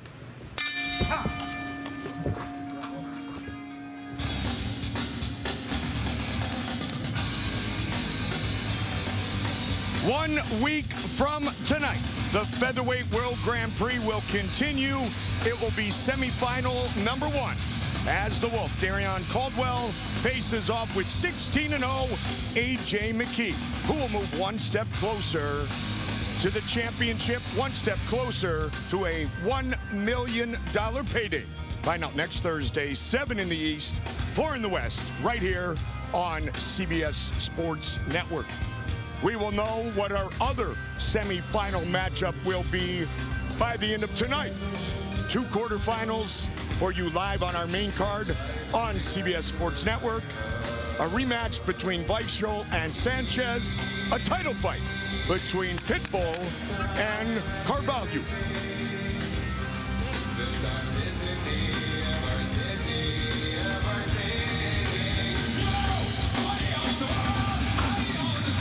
Seven in the East, 4 in the West. Round 2, 4-0 against 4-0. Red gloves for Lugo, blue gloves for Suto, making his Bellator debut. There you go. He's looking for the big shot. Don't believe in that shot. He's not shooting. He's looking to trap you with the big shot. There you go. Crosser, he's looking for that big shot. Just trying to probe from the outside. Whenever it's your time, we're going to need... Ward! Good shot. Good shot. Izzy! That's it. There it is. Answer that. Don't be afraid to do that again. Watch the shot. Izzy! Yup. Skylar Suto at age 24, which is how old Lugo is right now, decided to quit his full-time office job, pack his bags, move to Thailand to train. And then right He's up now the line. 31 years old, still fighting professionally. Levels. He's looking to set up the big shot. There you go. Right out of there. Nice duck under. Good head movement. He's looking to put you into one of those big kicks. Good pressure. There you go. Lugo does an outstanding job making you believe he's within distance, and then when you see Sudo trying to land those shots, he just keeps on missing. There you go. Go twos. He had success at the end of the first round with that double leg with the outside trip. I think he'll have more success if he pulls Sudo away from the fence, try to get him in the outside and use his wrestling. Sudo will not be able to defend as well without something to lean on. Drag him out and put him on his head. You go right here, trapping the leg like that. Back one's there. There you nice go. job of just pulling him down. Great right there, it's there. Sudo, you got to be very impressed with the way he just bounced right back up. Drag out a little more. He is not going to settle for the position. Well, what happens sometimes is fighters will sometimes defend the takedown so much they leave themselves in a position to be taken down in a really crappy position. Instead, he went with the takedown, continued to roll, came right to all fours, and popped right back up. Sometimes you have to flow with it. Like, what's that Bruce Lee thing? Flow like water, kind of. Mikey, protect the neck. Mikey, there you go. Up, up, up. I think there was a documentary called that On the Spike. Hey, he didn't like that. The great Anderson Silva. He didn't like that. Your go-to's there. There you go. He didn't like it to the body. Both these guys are in outstanding condition because they have both been going hard. And there's no let up. Halfway through the round. Halfway through. When he goes for the neck, fine. But the thing is, with Lugo, this is where he should be prepared to go hard. Where Sudo, though, this is something, sure, maybe he's prepared, but the old saying, you can't teach a grown man how to wrestle, but it's exhausting when you're not really someone that likes to wrestle and train in the stand-up or the wrestling position. Mikey, under the neck, you gotta keep working. Mikey, 2 minutes. There you go. Both fighters with that Muay Thai background. There you go, work. And little things you're seeing here, you see when Lugo gets his head just a little bit low, you're seeing Suto try to land the elbows, try to land shots that hurt him. Right away, Lugo brings his head back up. Both guys fighting smart. There you go. And then move. Anytime he comes in, desperate. Getting desperate. Sudo trying to cut off the cage. He wants that big shot. Look, test the cardio. Responsibility, responsibility. You know, responsibility. That's it. That's what we Lugo talks often about the fact that he would call himself a defensive fighter. That was offensive and connected to the chin of his opponent. That was beautiful how he walked him down. He switched his stance, threw the punch off one, then switched his stance again and went through the punch off the other. Nicely done by Lugo. Tornell said that I spent a lot of time breaking down tape, working in the training camps on the things that I see will work effectively against my opponent. I can do it all, and I can do it with composure. Head position, yup. Back, rear leg, rear leg. All right, you still put on the hurt. Let's go. Let him get tired. It's okay. He's just trying to survive. Skylar Sudo making his Bellator debut at 31 years old. 50-50, there you go. Now you're in. You guys are at home and you guys can hear the corners chattering. There's a little mental warfare going on back and forth. Sudo's corner saying, go ahead, let him get tired. Okay, he's just trying to survive. That's a mental game that they're playing with the fighter because they want him to feel like if he can't get the takedown, he's gonna get tired. And the fact that there's no crowd, that plays a big part of the mental warfare back and forth. Nothing. Stop.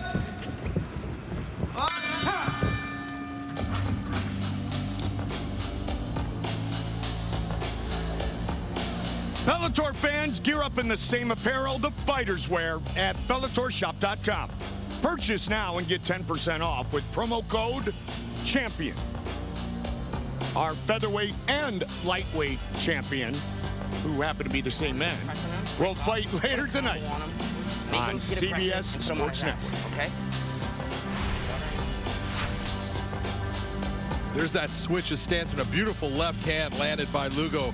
Lugo does a really nice job when you see him. He'll come forward and he switches from left to right stance. That left hand, a little bit of palm to it, wasn't able to bring it and bring that hand across and switch it over, but still landed. And overall, you take a look at what's been happening. I right now have Lugo up 2-0 in this. Even though Pseudo's been fighting well, he's got to do something different in this round to bring this fight into his realm. Did that late takedown earn Lugo that first round? In my opinion, Lugo has got both rounds. 10-9 on both, but he won them both. So that just put a staple on earning the first round. Gotcha. Round 3. I know one thing, Pseudo is definitely trying to continue to pressure Lugo from this stand-up position throughout the fight. That's a good shot. That's a good shot. And you hear his corner liking what he just threw. Well, the one thing that Pseudo has been able to land successfully in this fight has been those kicks to that lead leg. Sometimes he switched it from that left leg to right leg, but with his hands, he has not been near as successful. Upstairs, downstairs, mix it all But what you're seeing right now, Pseudo's putting the pressure, but he's afraid to throw because he doesn't want to get taken down. So everything he's throwing is from distance, like you just saw. And Lugo just returning. Look at the Pseudo's leg, who's having more of the effect of the leg kicks as well. Stay responsible. He ain't gonna touch. You just want to get it out of him. Rhythm. Now he's getting desperate again. There it is. Guys, you need to respond on that, yeah. John, I'm really enjoying the banter from the corners. They're talking to the fighters as well as both corners are talking to each other. One corner says something, and the other corner says something over it to try and tell them, no, that didn't land. No. And realistically, they're kind of all trying to get into the judges' heads. High low.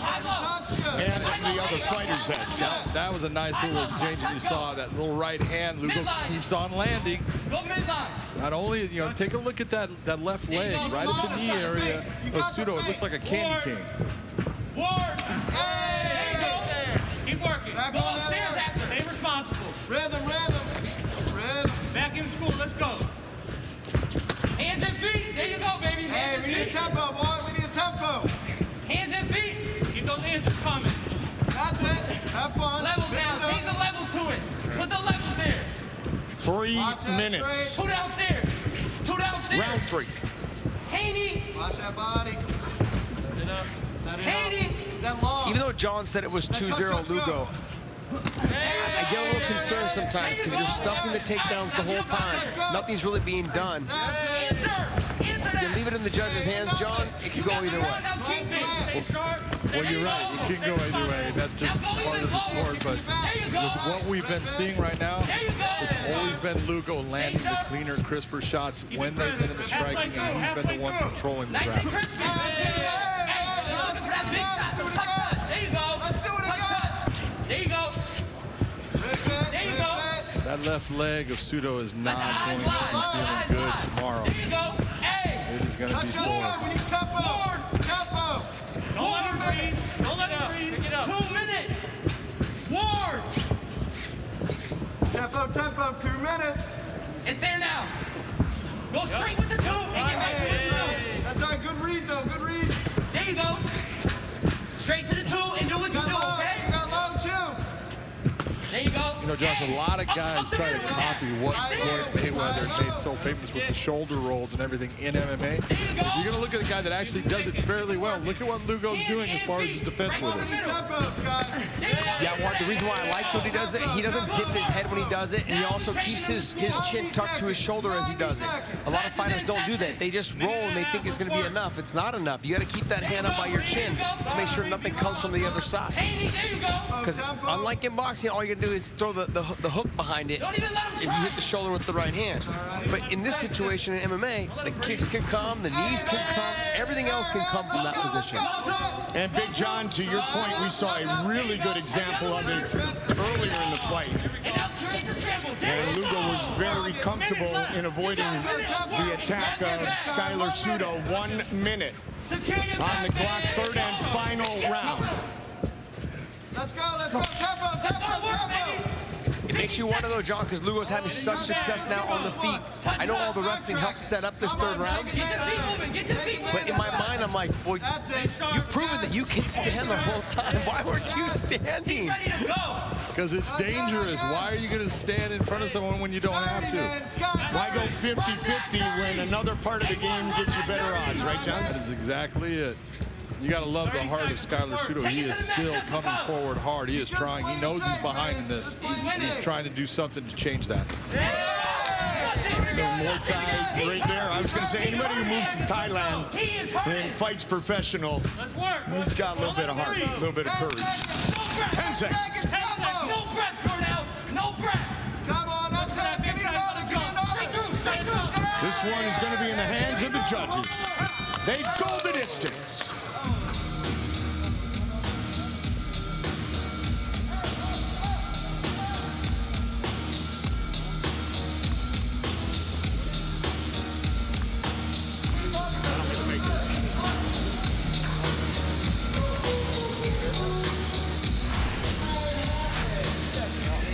Here's where that mouthpiece, look at that nice left hand by Lugo, just smacks Sudo right across the jawline. That's what knocks his mouthpiece out. A lot of times that's because, you know, at this point he's a little tired, mouth's open, trying to get some air. All just clean shots, clean right hand over the top, and that was the big difference. This was a nice knee that landed, but it lands on the body, under the arm, kind of. And look at that left hook. Look where it lands, right on that jawline again. Every time they had these exchanges, Josh, you saw Lugo coming out the better man. I concur. I love those doctor statements. Good work. You're good, brother. Good work. Some good experience in there, too. Let me see your face. What are you thinking? Good fight, brother. That's real good. It's hurt, man. A little bit more. Striker versus grappler. That's all it is. Yeah. Sorry. Hold on. I'm liking the gear that A1 is sporting right now. He's looking all clean. He's ready. Yeah. That's power, man. A little AJ McKee going. Victory. Who we will see in the semifinals of the Featherweight World Grand Prix 1 week from tonight.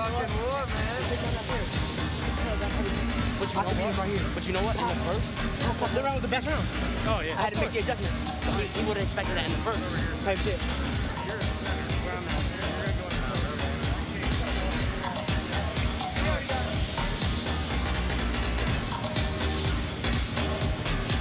Judges have rendered their decision. Here is Michael C. Williams. Ladies and gentlemen, having gone the distance, we'll go to your judges at cage side. Your first, Eric Colon, scores it 29-28. While judges Doug Crosby and Michael Bell both see it the same, 30-27. All have it for the winner by unanimous decision, Jornell A1 Lugo. Thank you so much, everybody who helped me out for this fight. Let's go. Good shit. 2-0 in his Bellator career, 5-0 as a professional native of the Bronx. Jornell Lugo with the victory. The Featherweight World Grand Prix kicks off with 16 of the best featherweights on the planet. Forrest lands the knee on Curran. It's over. Emmanuel Sanchez submits Claxton. Yeah, I'm a little bit crazy. That's just the West Texas side of me coming out. Pedro Carvalho moves to the Elite Eight. Darion Caldwell advances. AJ McKee faster than a TikTok video. Let's go! Patricio Pitbull advances to the quarterfinals. The bracket is locked, loaded, and ready to launch. That is deep right now. It's over. It is all over! Darion Caldwell advances! Wow! Oh, the tap out! McKee forces Derek Campos to capitulate. One more fight closer to $1 million and the Bellator Featherweight Championship.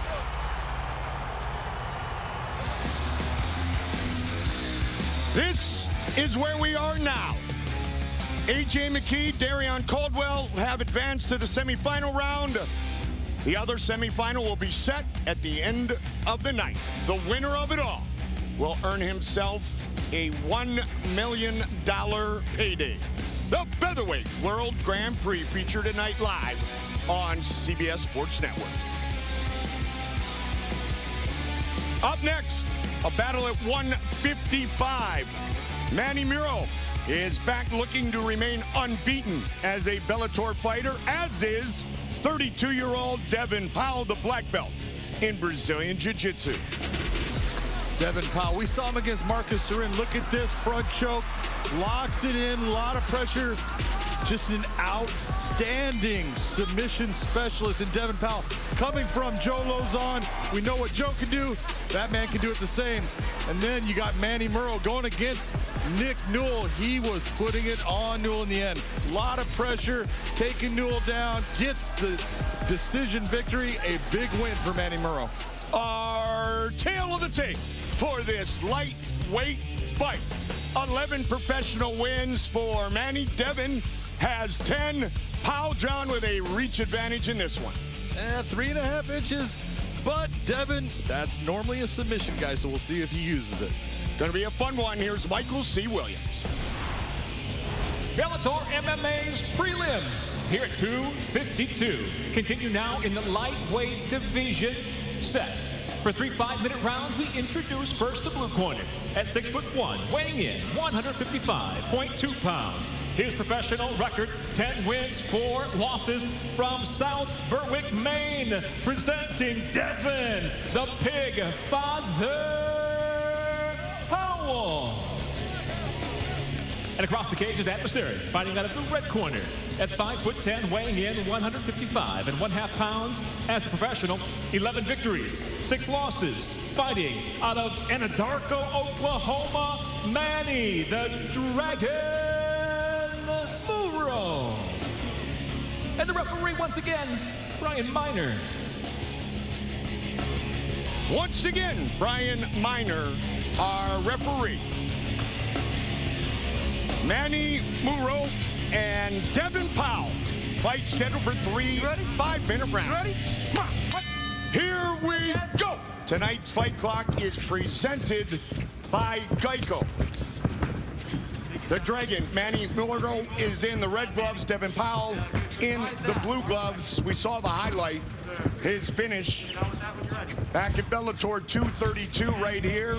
Choked his opponent, Marcus Surin, out cold at the end of that second round.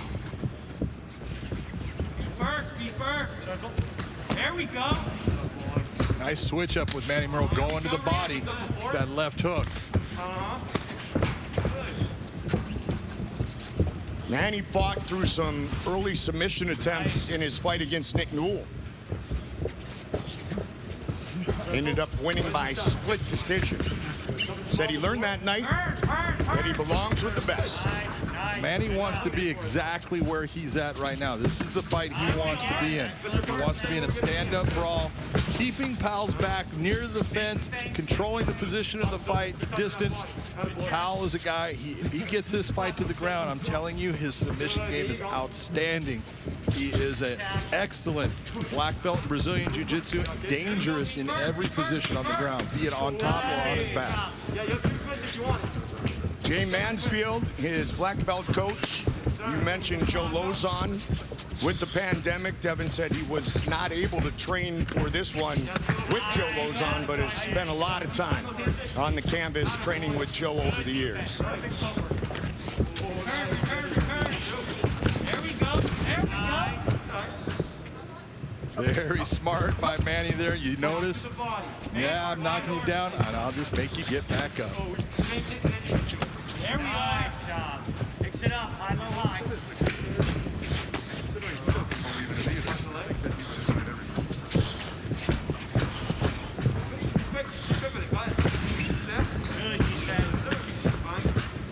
A lot of movement early from Manny Murrow. What I'm seeing from Manny is good, though, because you want to avoid the takedown. You got to keep that footwork. Even small little changes of angles and direction help a lot in keeping your opponent from being able to a stationary target for you to get taken down. Manny fighting out of Jackson Wink MMA. His teammate Aaron Pico set to enter the Bellator cage. Still ahead here amongst our preliminary fights. Manny doing a really good job. That low leg kick right there. He's landed that multiple times already in this round. He's bringing the fight with the nice shots down low with the kicks. Heavy hands to the body, coming up tall.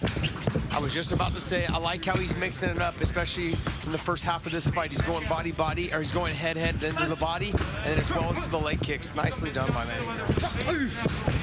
Does that nice switch step right hand straight down the pipe. Manny's looking as sharp as I have ever seen him in his John, I was thinking the exact same thing. Looks very light on his feet tonight, doesn't he? He looks great, man. And you see those combinations, hiding those kicks behind the hands, everything working for him right now. Devin's working hard too, but Manny's the guy that's leading this fight as far as he's leading the dance. He's making it be where he wants it to be. Easy to lead the dance when you're feeling yourself. It's one of those things, man. He's feeling good. You can see the pop in his step. He's moving around. He's got some pop in his punches as well, and he's mixing everything up very well, John. He talked about that fight with Nick Newell. He said, I'm a better fighter because the big opportunity forces me to level up. And that means every day in training. So far, you can see a visible difference from the Dragon.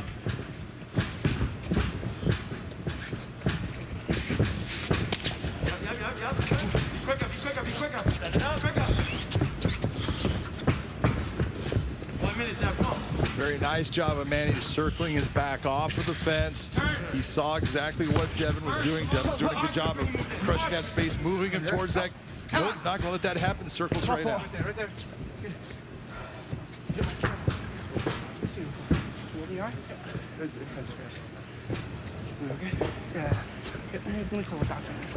I love when the fighter looks at the referee and goes, am I okay?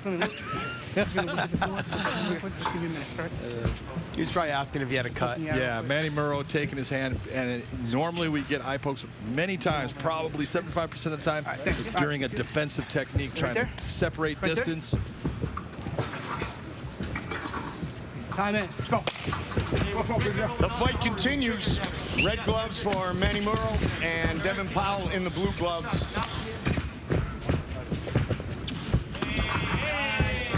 That's a hard knee to land when someone's that much taller than you, John. It is, but it was hey, you're lucky. But he stayed with it. Thinking and going after the right overhand. With it, John. It was really nice.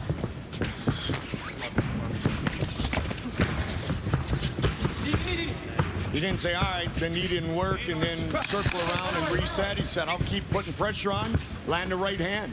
Swing and a miss, followed by a kick. Again, persistent here in the first 5 minutes.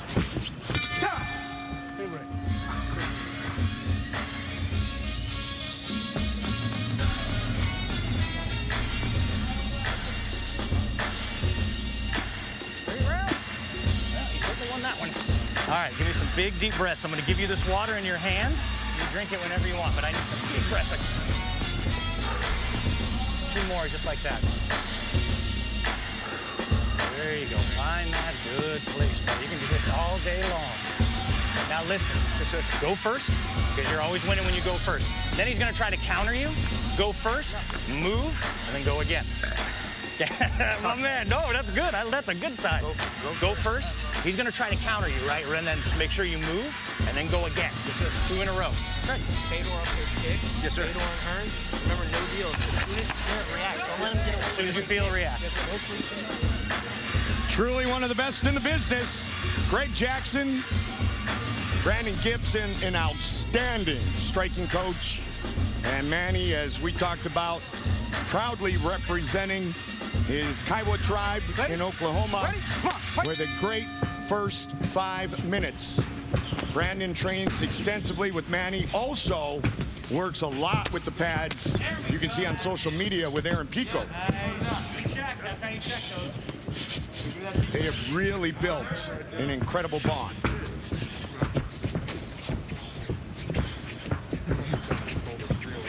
I've watched a lot of Manny's fights, and I will tell you right now, Mike, I've never seen him look better in a fight so far, because Devin Powell is the real deal. This guy can fight everywhere, and Manny Murrow is absolutely dictating the pace, place, and how this fight has been so far. Father of three girls, Mila Beth, Harper, and Shiloh Rain, who is just 3 months old. Manny pointed out he's been training most of the time, hasn't been able to spend time with his newborn daughter, who is named after Manny's sister, who is currently in remission after battling brain cancer. So our constant prayers to Manny's sister, Shiloh Rain. Well, earlier there, Manny had decided he was going to pull one of his tricks out of the John Jones thing and go with a spinning back elbow, and he got tagged for it. So probably really just should stick with what he's got right now. He's been doing so good in the stand-up. Nice job. Good pressure against the cage. He's trying to stall He needs to decide when he wants to separate and go back to what he's been doing in the stand-up. I agree, Sean, I agree with you. It's just, when fighters start feeling themselves, they feel comfortable, they start doing things that are very ill-advised, and that was one of those scenarios. There we go, Hearn. Changing levels, throwing that jab to the body, connecting. Nice combination. Nice return by Devin Powell there. That's the best combo that he's landed in the fight thus far. And that was a nice knee inside to the solar plex area. Combos together, basic combo.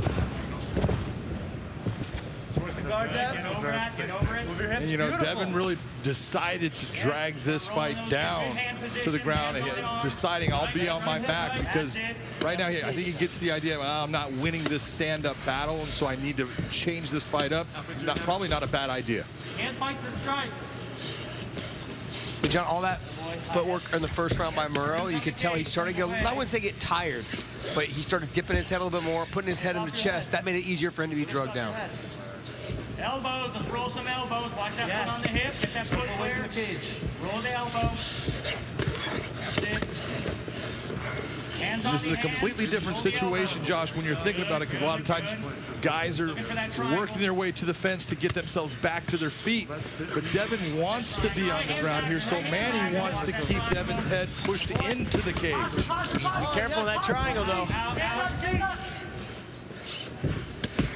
Good strikes from the bottom by Devin Powell. Pass on that. Step over. Watch it. Anytime you're dealing with someone who has a good grappling game as well as long legs, you got to be careful of that armbar triangle game, is what we're seeing right now. He's getting that leg up around the head. Get out of that position. Get that arm out of there, Manny. Murrow, you hear Greg Jackson telling Manny, get your arm out of there. Get your arm out of there. You're playing with fire. Back out. And you are playing with fire, because it's that triangle armbar transition that can go back and forth, and you can get one step behind, and if you do with someone like Devin Powell, all of a sudden that submission is on. What you got to remember, though, too, is that we talk about sweat sometimes makes it harder for guys to get submitted. It also sometimes makes it easier for you to slip into a submission as well. There we go. Murrow able to get it to half guard. Hand fight, Manny, hand fight. Big little space for the hip step. Nice, nice, nice, just like that. Beautiful, thank you. Back to the full guard, Devin Powell on the bottom. Final minute of round number 2. And again, look at the difference of just this fight with who's in it. You're seeing Murrow pushing Devin Powell's head into the cage, which we used to see a lot early in MMA when you're looking like the Tito Ortiz's when he was fighting and he would drive a guy's head into that cage, or a Randy Couture. That was the way. Now guys don't do it because guys are going to use it to get up. But Devin Powell doesn't want to get up. He wants to be down here. Pre-wall walk, right, John? Exactly. Watch that arm bar, left side, and then But one of the defensive positions here for submissions is if Manny Murrow is to posture up and put his forehead against the cage. It takes away the arm bar because the leg can't come over your head. And as well as the triangles, he'd have to actually pull his knee back and shoot the triangle versus trying to bring it up over the head. Yep.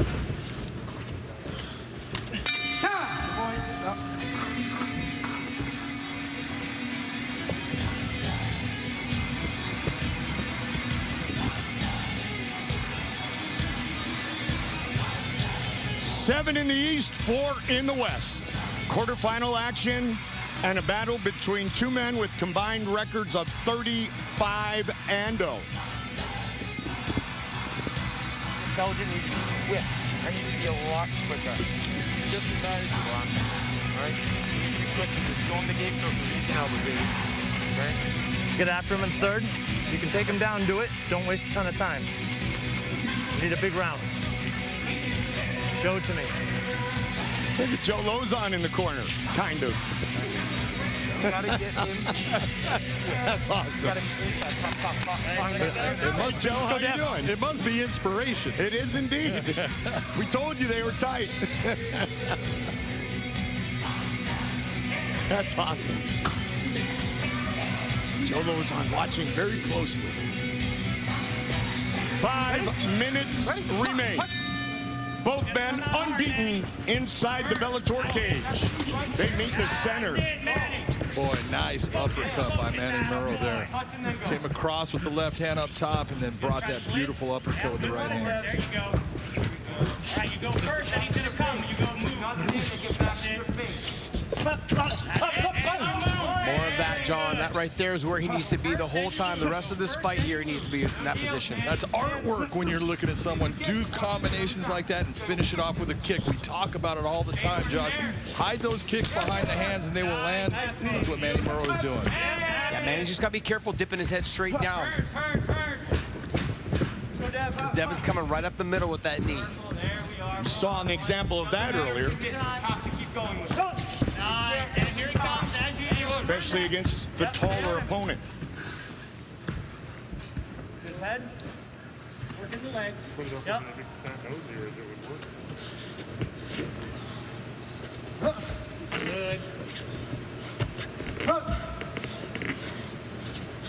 Reverse that, Devil. Put him on the cage. All right, yeah, let's work that hand fight. Devil, stay there for 3 minutes and 45 seconds if you let him. Very rounded feet. Nice, perfect. Work. He's going after the leg. Gotta be careful for that knee bar leg lock position as you hear Greg Jackson yelling. Both of them, 1 and 2. Climb up, climb up, climb up. Head pressure, head pressure. Use your shoulder to push on the head too. Head pressure. Nice wrist control by Manny. Control and the ability for Devin Powell to slide himself with that hand over. Everything Manny's doing, you have to be really impressed with, Josh. Yeah, he's dominating the positions. This is where Devin Powell wants to be. But the problem is that Manny has that far side wrist control, so it's hard for he only can roll one direction. When you're taking away the offense of where you can attack, and you only got 1 or 2 options, and then the hip and the pressure is put on you, it's hard to mount a good offense. Let's make some space. Yeah, use your legs. John, you and I, a couple of fights back, had a little fun comparing Greg Jackson and John Kavanaugh. But the thing you can hear is calmness and perfect instructions continuously throughout the fight. There's no doubt. When you have someone in your corner that understands the game and understands you as a fighter, they know exactly what you need. Do you need instruction? Do you need cheerleading? Most of the time, guys aren't going to need the cheerleading. And that good instruction with a calm voice, you can just hear it, especially now. And it just is like having another set of eyes in there for you. It's like, oh, I didn't even think about that. There you go. And guys like Jackson and Kavanaugh are often a half step ahead in their instruction. Let's go. No doubt about it. There you go. You're a workhorse. Let's Listening to Greg Jackson. High line, good. Stay up. Keep that pressure. That's it. Keep that pressure. Watch the knees. Watch the knees. And right back to pressure. Perfect. Work out. And back to pressure. Work out. Work out. Back to pressure. Those of you guys that are listening at home, what I want you to understand is that when we're talking about how calm and composed he is, the difference is if you're a coach that's always yelling at your fighter, when something is urgent and needs to happen, and then you can't yell any louder, they don't understand what the importance of it is. So if I'm always yelling at an 11, then I can't tell when something is important. I need to get out of that position. So that's why it's important for your coaches to be calm and composed, and then when they yell, you understand, look, this is not where I want to be. I got to focus on getting out. Seeing Devin trying to change the angle. The only way he's going to get a submission is to change that angle. That's what he's doing right now. But Manny right now has got great pressure. He's been able to stop everything that Devin has been trying to do. Like when Greg Jackson said, watch the knees, that was that half a move ahead that I was alluding to earlier. Yeah, and you can see right now Devin's trying with the Kimura grip, but it's hard to go anywhere based upon where he's at in the cage. Turn your hips, Dev. Off the cage a little bit. Dev, 40 seconds. Turn your You hips. hear Greg Jackson talking about pressure. A lot of the pressure he's talking about with Manny right now is that forehead into the middle of the forehead area of Devin Powell. Not only that, but it's hard to make that turn, John, without putting your toes in the fence. Be able to attack fast. And by the way, that's illegal. So when you see him, what are you talking about? Yeah, you see Powell trying to turn and pivot his hips enough to get his leg up over the head. He's not able to because it's hard to do that with that amount of pressure on. Watch the knee. Keep both arms in. There we go. 5 seconds. Let him go. Manny looked phenomenal tonight, John. Best overall performance I've ever seen him in. They go the distance. Great job done by Manny Murrow. Devin Powell, Manny Murrow go the full 15 minutes. You know, you see Manny Murrow giving that little scream at the end. What that is a matter of he knew how dangerous Devin Powell was, and he knows what he just did to him in this cage. That's a guy that is feeling good right now. In the dark Oklahoma, Cowboy Tribe. I got nothing but love for everybody. Hard work, baby. Glory to God. Glory to my King.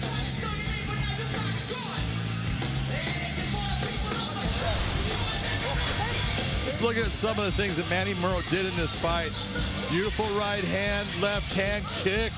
That's what we talk about, hiding those kicks behind those hands. Watch that right hand land. Nice little movement. Let me just land it, move myself out, and then on the ground. Didn't do big movements. Everything was tight. Everything was well contained, keeping his arms inside, not getting extended. Very, very impressive performance by Manny Murrow. 15th pro fight tonight for Devin Powell. He has still never been finished. Although it was his opponent who was the dominant fighter in this one. I am wondering, Mike, right now, I've seen a pair of blue gloves that Devin Powell put down on the ground. Yeah. Normally, that's an indicator that, you know what, I might be calling this a career. Don't know if that's what's happening.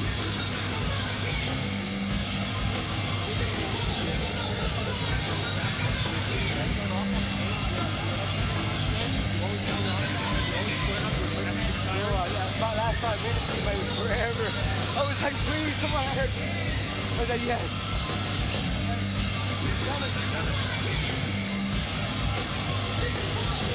You could take a look, Mike. Look at the emotion right now in Devin. I think it's over. I agree.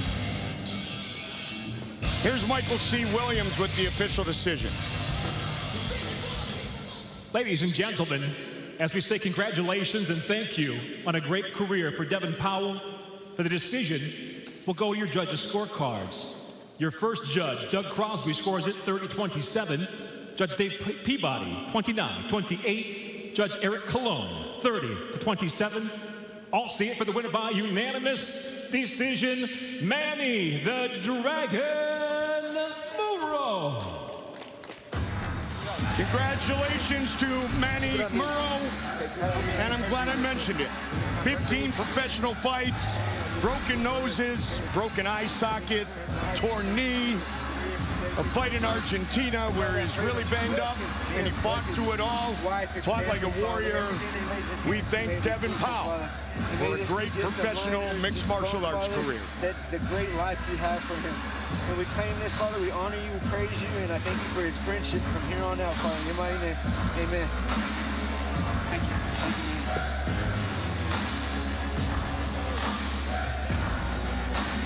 Devin Powell. Emotional, to say the least, about to exit an MMA cage for the final time as a professional.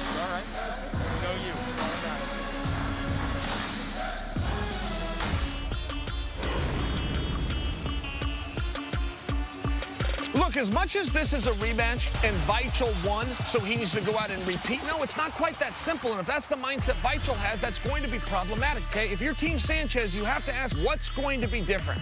What did you learn in that fight from a strategy standpoint to gain favor with the judges should we return to the scorecards? Look, I don't know the answer to that, but I do think finishing the round on top is going to help. Sanchez is not somebody typically to take his foot off the gas. I felt in the first contest he could have closed out those rounds a little stronger. It's very rare that you see a guy, a top contender, who keeps getting better. And a lot of times it's because this sport that you love becomes a job. I don't see that with Sanchez. I see somebody who's hungry. I see somebody whose conditioning has become a weapon. I've seen him put a pace on guys and come back from being behind because he's got the heart, but he's also got skills. Not to mention, I got to tell you this, he's very creative. Weichel's another guy also, he's very gritty. He's not afraid to go into what they call the deep waters. You're not going to break him mentally by getting him tired. Weichel is going to be a problem from the first minute to the last. One round at a time, one fight at a time. Weichel, Sanchez, that is the focus. Well, Chael couldn't have said it any better there. The rematch of Daniel Weichel and Emmanuel Sanchez is going to be a must-watch, and that is the first fight of the night. And, of course, we've got our main event, the champ Patricio Pitbull will take on Pedro Carvalho. All of that coming your way on CBS Sports, 7 p.m. Eastern, 4 p.m. Pacific. All right, it was over 4 years when Daniel Weichel and Emmanuel Sanchez first faced each other. They look to run it back tonight. Chael, you've had many rematches in your career. So what's it like going into a big fight against a guy you've already faced? Well, the mask is off, right? You don't have to wonder anymore. The mask is, you don't have that allure. You don't have that awe. One thing that we do see in the sequel, Jen, is we see a much faster start. We don't see a feeling out process, and we don't see guys that are hesitant. I think that there's a major advantage to that, particularly for the fans. I mean, we're going to get into this fight right when the referee says go. Well, both of these guys have said they are different. It's funny because when we talked to them, they said they have improved, but they don't think the other one has changed much. So it'll be interesting to see which one is right tonight. Yeah, they're 50% right there. Look, here's the truth. They've both gotten a lot better, okay? Now, I do think that Weichel surprised us all a little bit, particularly Sanchez. I don't think anybody knew that Weichel was quite as good as he was, quite as gritty and quite as tough. Now that Sanchez knows, I do expect him to have a different game plan. He's calling for a first-round finish. Look, that could be a little bit lofty, but in all fairness, these are different fighters, and we're going to have a different match. We look forward to it. That's going to be our first fight of the night coming your way. All right, let's send it back down to Goldie. Jen, Chael, thank you very much. Set for a straw weight battle. Carrie Melendez and Emily King, both unbeaten in their Bellator careers. Our tale of the tape. Carrie Melendez, 4-0 as a professional, 36 years old, 2 inches taller, weighed in 116.2, will have a 2-inch reach advantage. Michael C. Williams. Here at Mohegan Sun Arena, Bellator MMA. Here at 252 now present a strawweight feature set for 3 5-minute rounds. Introducing the blue corner at 5'4", weighing in 115 pounds even. Her professional record 4-3. She fights out of Knoxville, Tennessee, presenting Emily King. And across the cage, her adversary fights out of the red corner at 5'6", weighing in 116.2 pounds as a professional. She's undefeated, 4 victories, no defeats, by way of Van Nuys. She fights out of the Scrap Pack, San Francisco, California, Carrie Taylor Melendez. In charge, your referee, Todd Anderson. Todd Anderson, our referee. Straw weight fight. 2 prelims left. This one, King and Melendez. Aaron Pico is up next. Fight. He is set to fight John DeJesus. Fight clock presented by Geico. Red gloves for Melendez, blue gloves for Emily King.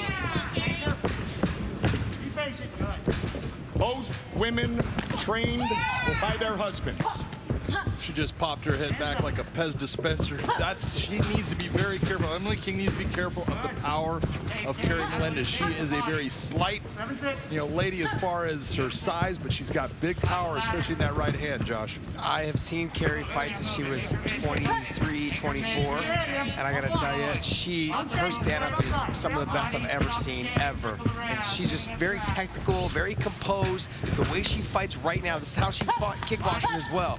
She's really good. Back in 2006, when Carrie and Gilbert first met, Gilbert ended the night with a black eye. They are now still married, happily. Saw Gil earlier. Carrie ready to go at 4-0. Emily King, Jason King fought on the same card. Husband and wife back at Bellator 238. Well, we saw Emily King against Ava Knight, who was a world champion boxer, and she was able to get Ava to the ground fairly quickly. Yeah. She needs to do the same thing here with her opponent in Carrie Melendez. That was a great performance, John. But the range that Carrie is able to control in this type of position here, Carrie has seen all this training with her husband, Gilbert Melendez. Just the style that they have developed together, you can see already with Carrie, that's what she's taking over right now. She's very calm, composed. She knows how to stuff the takedowns, and she's obviously very accurate with her right hand. Not only that, she's very good with pressure, and she gets pressured by Leslie Smith all the time. You talk about someone that can bring pressure in training, so anybody that comes after her, Carrie is just very relaxed. She's composed, and she just does her thing. And Leslie is here and in her corner for this matchup. It's a family affair in Knoxville. Eric Turner, her head coach. Taylor Turner, one of her strength and conditioning coaches. Good knee. That was a good knee to the body. Yep. Just Carrie's such a tech. That was a head kick that landed in the transition there. Nice job by Carrie. Well, Emily knows that she needs to get the fight to the ground to be successful, and that's what you see her trying to do. She's looking all different ways. Boy, she just got hurt to the body. Nice shot. Carrie knows that she hurt her body. Oh, another one. Yeah, it's going to be over. You're going to try to lock it in, finish it up right here, right now. Right to the rear naked, Beautiful job by Carrie Melendez. It's over. It is all over. First round submission victory. Carrie Taylor Melendez is now 5-0 with all of her wins here in Bellator.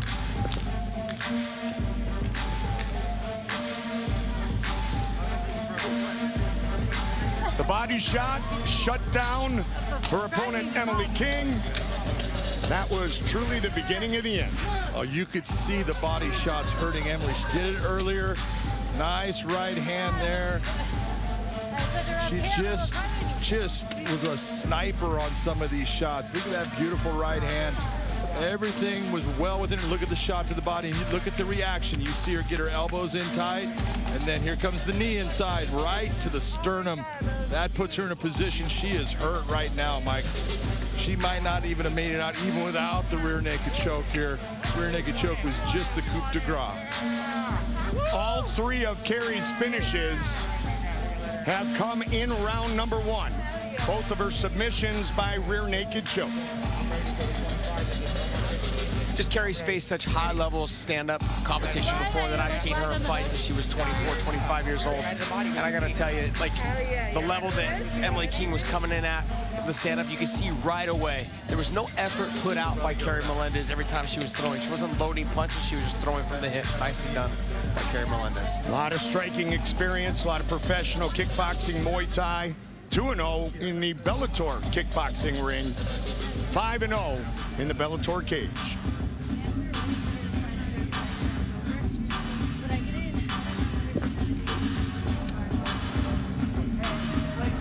Michael C. Williams will make it official.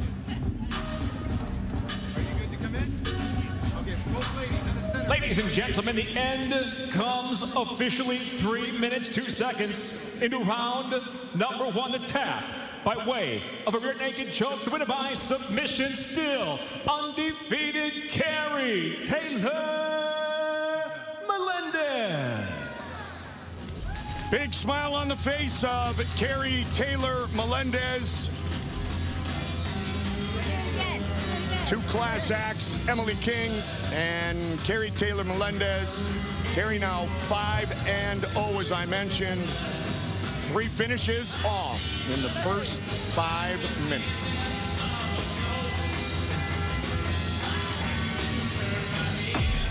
The quarterfinals come to a close with the featherweight championship on the line. Patricio Pitbull. Come, I'm ready for you.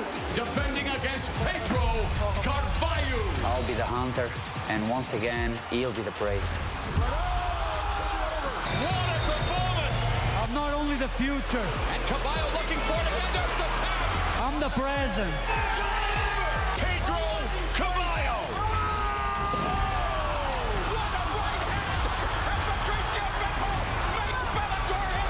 If you want to be king, you're gonna have to kill me.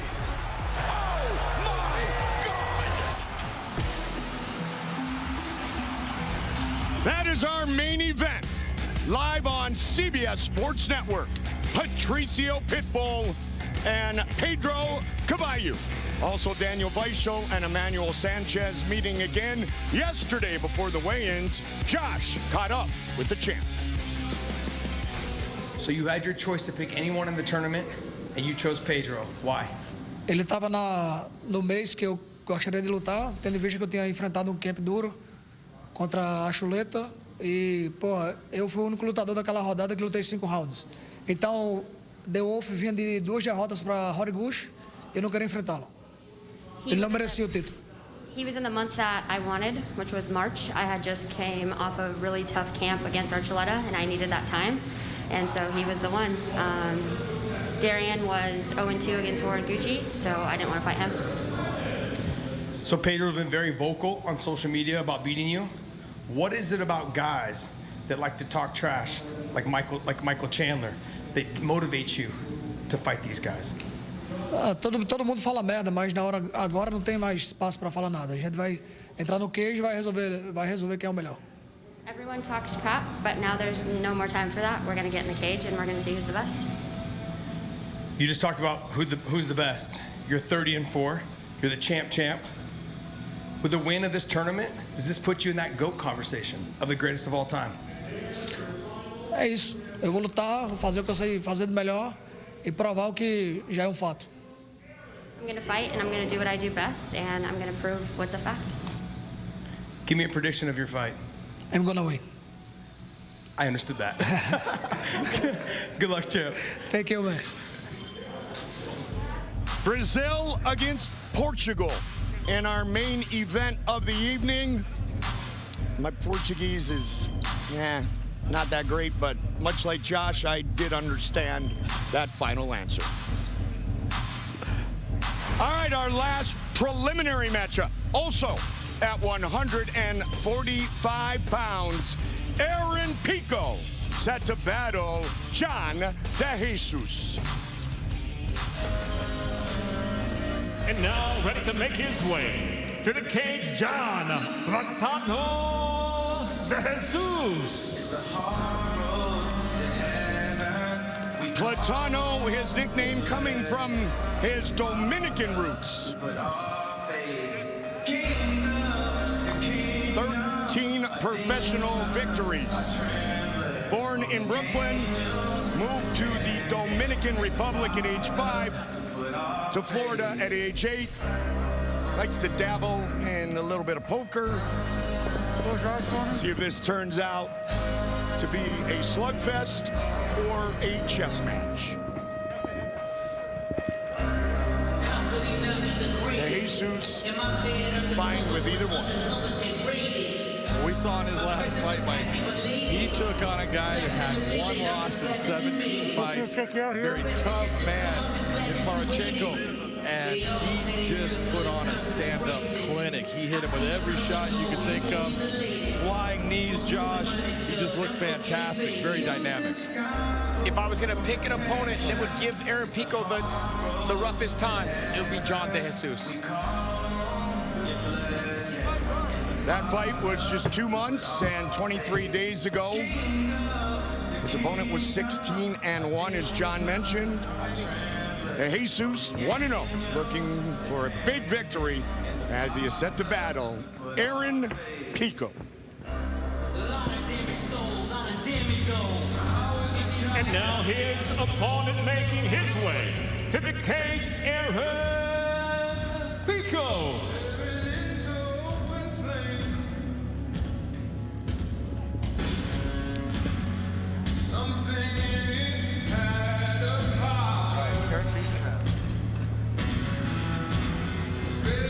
Aaron Pico, so much hype as he turned professional in the sport of mixed martial arts.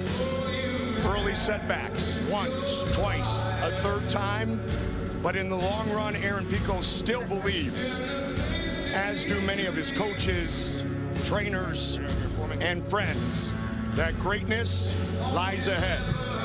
And I'm talking about the highest level of greatness. He found a home at Greg Jackson's. He found people that could guide him and lead him in the right direction. He got away from everything that he'd known, and he moved out to New Mexico and is there now in Albuquerque, New Mexico, with Greg Jackson and all the talented guys that are there. I gotta tell you, he looks the best he's ever looked in his last fight, and he's only gonna get better from here on out, John. Aaron Pico and John DeJesus, our final preliminary matchup, and it should be a good one. Well, this was Aaron Pico against Solo Halley Jr., who we had watched was very dynamic, but he just transitioned beautifully, gets the rear naked choke, decides I don't have to knock everybody out, and that's what has made the difference of him being a Greg Jackson. Then take a look at DeJesus. Explosive, big-time shots. This against a very tough Russian fighter that we had seen dominate other opponents. A beautiful win by John DeJesus. Our tail of the tape for this featherweight fight. 24-year-old Aaron Pico against 30-year-old John DeJesus. DeJesus is going to have to use every bit of that 6 inches, keeping Pico at bay. Big reach advantage for the man who will sport the blue gloves. Here's Michael C. Williams. Tonight here at Bellator 252, we conclude the prelims now with 3 5-minute rounds in the featherweight division. Introducing first, the blue corner. At 5'10", weighing in 145 pounds even. His professional record, 13 wins, 8 losses, fighting out of Pittsburgh, Pennsylvania by way of Hollywood, Florida, John Platano DeJesus. And across the cage, his adversary fighting out of the red corner at 5'8", weighing in 145.6 pounds as a professional. He stands with 6 victories, 3 defeats. From Whittier, California, he fights out of Albuquerque, New Mexico. Introducing Aaron Pico. And the referee in charge, Kevin McDonald. Kevin McDonald, our referee. Featherweight fight. Aaron Pico. John DeJesus. Fight scheduled for 3 5-minute rounds. Ready to fight? Let's go. Here we go. Tonight's fight clock presented by Geico. Pico in the red, DeJesus in the blue gloves. Aaron Pico coming off his first career win by submission. DeJesus, just about 2.5 months ago, coming off a victory over a man who had a record of 16-1. Good knee, Josh. That left on Right there is the difference, Josh, in Aaron Pico that was in the past and the present. That was him using his stand-up to get himself close enough for the takedown. Yeah, but he did it while he was throwing. That was the one thing that I always wanted to see out of him. Is look, we knew he could box, we knew he could wrestle, but he couldn't put the 2 things together. And we just saw right there, he took a nice knee to the stomach. At the same time, he was throwing his punches, and he still got in deep on the takedown. As soon as he locks his fingers, John, they're going down. It doesn't matter. His level of wrestling is the best, I think, in probably this sport right now. Well, you look at him, he's still so young. and what he came from. This is a guy who was one match away from going to the Olympic Games. He ended up, when you go to the Olympics, you've got to win 2 out of 3.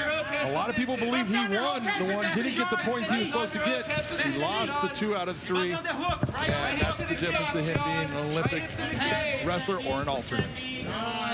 Left underhook, head position. Left underhook, head position.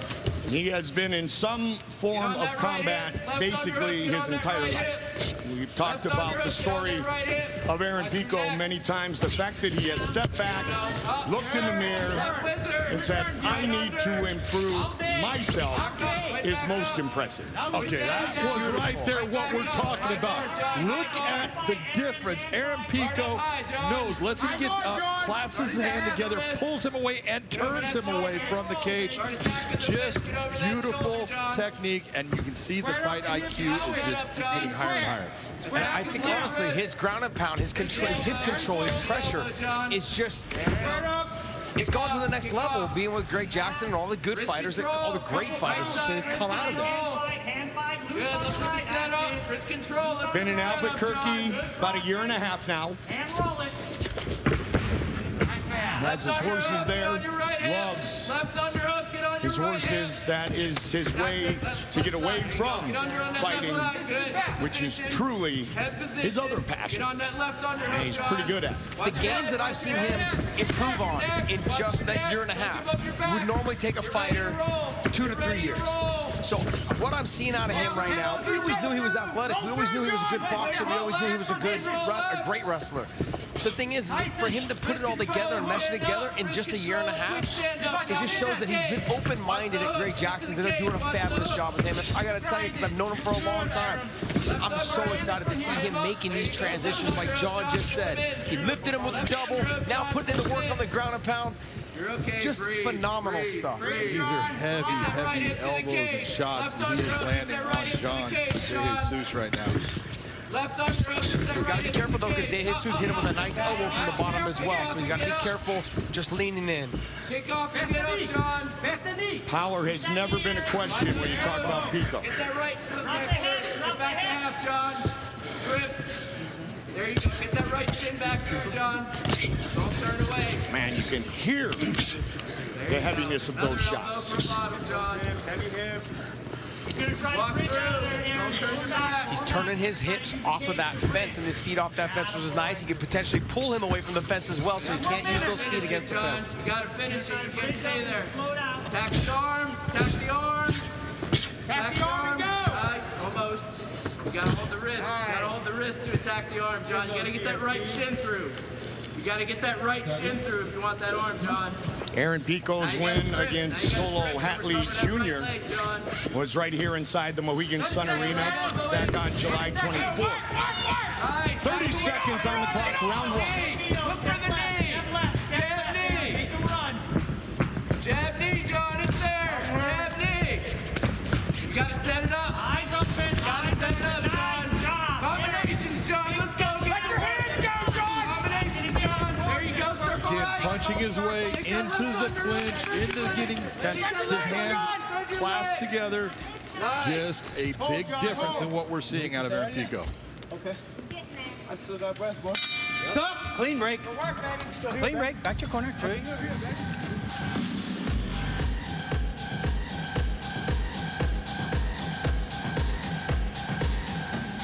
The Featherweight World Grand Prix is back. Tonight, Patricio Pitbull defends his 145-pound belt, takes on SBG Ireland's Pedro Carvalho, and in the other quarterfinal rematch, as we mentioned, it is Daniel Vaisho and Emmanuel Sanchez. They first fought 4 years ago. Let your hands go. Get that jab moving. That pass kick's working big. Give me them punches after that. He sweeps, give him them punches after that, okay? Also, when he jabs, catch cross, come back. Cross, jab, back up the middle, okay? Yep. Dude, everything's up the middle.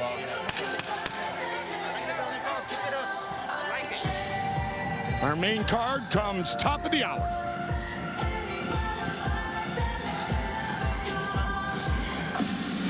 Behind the line, please. Behind the line.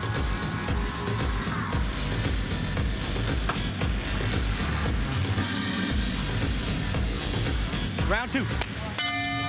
Round two. Red gloves for Pico, blue gloves for Jesus. John, how do you score round one? Oh, that's easy. You're looking at Aaron Pico easily winning the first round. Now the question is, do you give it today? I don't think they're going to. I think it's going to be a 10-9, but easy win for him. That was my real question. But you knew that. Up the middle! Up the middle! You hear Drew Jackson yell, their coach yelling, everything's got to go up the middle as well. And John DeJesus' corner was telling him everything needs to be a jab, inside leg kick, calf kick. Nice body shot by Aaron Pico to make the transition, but there you go again, John. We're talking about that. Those are the improvements that we had to see. I'm so encouraged by the fact that he's doing all this. There's nothing you can do when you're getting hit by heavy shots to the body. You're having to bring your hands, and he's now into your legs. It just happens so fast because he is taking that takedown and crushing the space with his punching instead of lunging from a distance with just a takedown. Brandon Gibson and Aaron Pico have a very special relationship. Brandon in the corner as well. You see those body shots from Pico. You think about his knockout of Lee Morrison back in Bellator 199. Let's go, John. He's tired. You got to get to work. 27th pro fight versus an opponent, and it was the first time that he'd been knocked out. One of the things you can hear from the corner of DeJesus is they're saying that Pico is tired. But there's one thing I can guarantee you right now, that's not true. Very much so. Get that arm free, hand flat.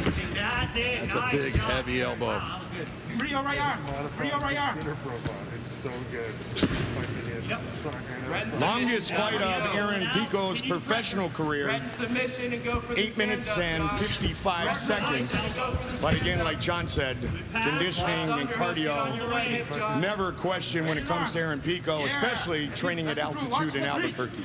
Tighten up that half guard. Get on that right hip, John.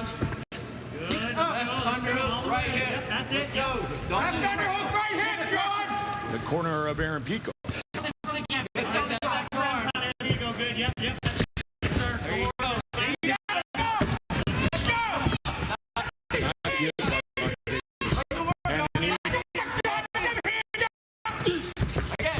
Jab knee. Again. Fire, man. Come on, let's go, John. 3-2. Nice job. Nice job. Nice overhand right to the body shot. He's going to watch that up kick. Wrap him up. You're fine, John. Wrap him up. Heavy ground and pound once again from Pico. Wrap up, John. Wrap up. Tie up, John. There you go. 300.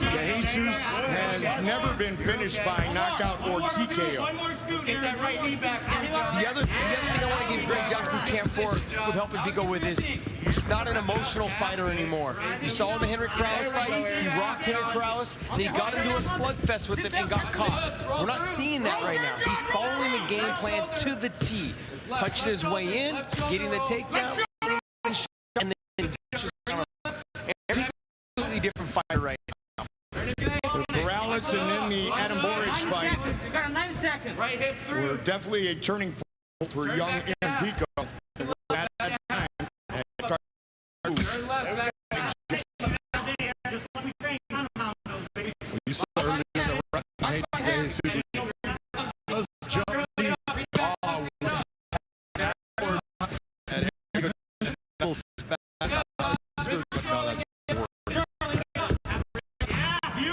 so much power possessed by Pico. The Jesus' game, we know that. Dynamic striker. Oh! Goodness! Good heavens! I cannot believe he's still there. That's it. It is all over! Aaron Pico! Hey, walk away. Chill for me. 1-4. Show some class, Aaron. Show some class.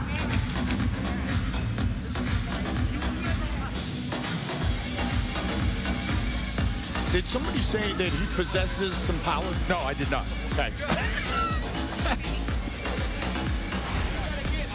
Oh my God, take a look at this shot right here. De Jesus, man, he gets just bent over. He almost scorpions him with that shot. I cannot believe that John then lands again with the right hand. John De Jesus has got a chin because that would have put most people out. Aaron Pico just going after him. Watch this shot. Boom! That thing just almost takes his head off. That is as impressive a punch and a response as far as being able to stay conscious. Incredible shot by Aaron Pico. Don't kneel. Up the middle! Up the middle! Let's go, John. One more! One more! Go, John. One more! Oh! Right back.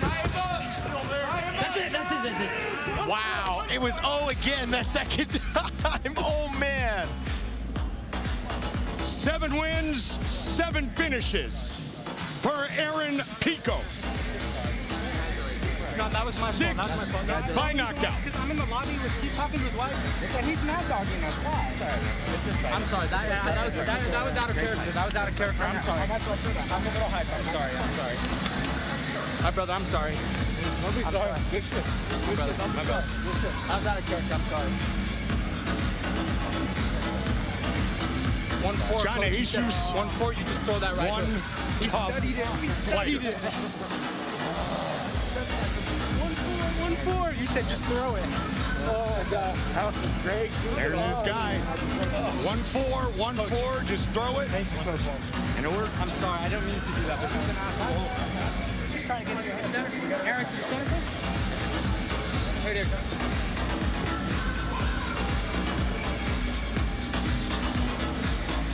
Sky is the limit for Aaron Pico.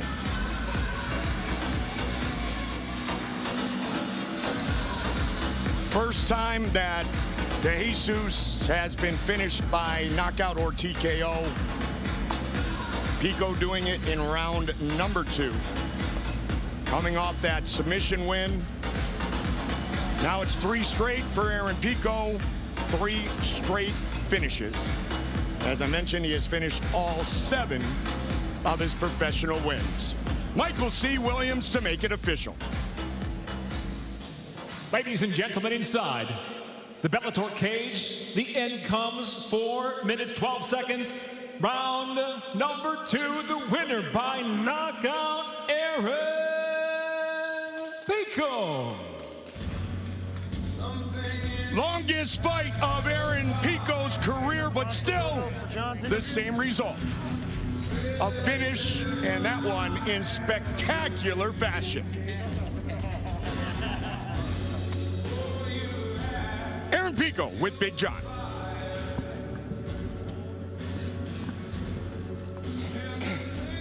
Aaron Pico, that was an incredible performance overall. The way that you were able to transition with your hands into the takedowns. Talk to me about what you are doing differently now and what you feel in this cage.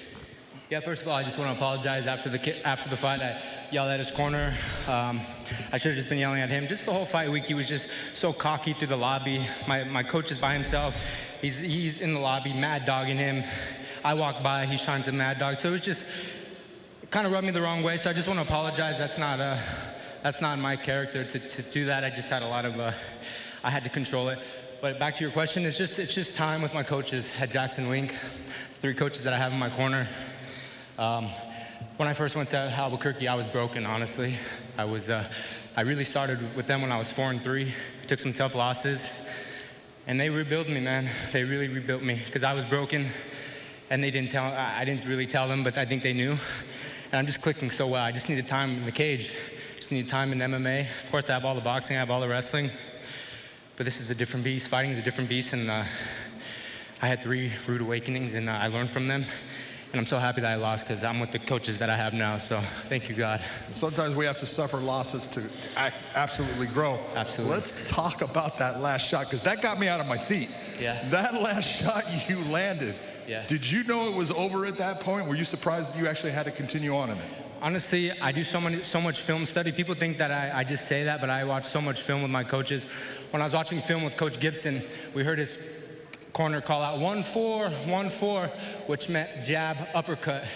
Since he's a southpaw, Coach Gibson said, if you hear them say 1-4, just get your head off center line and throw a right hook and just watch him go down.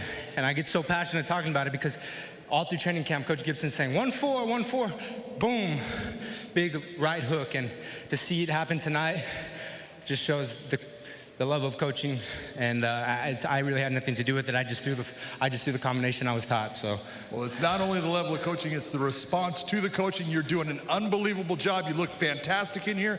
Congratulations on an outstanding win. Back to you, Goldie. Thank you.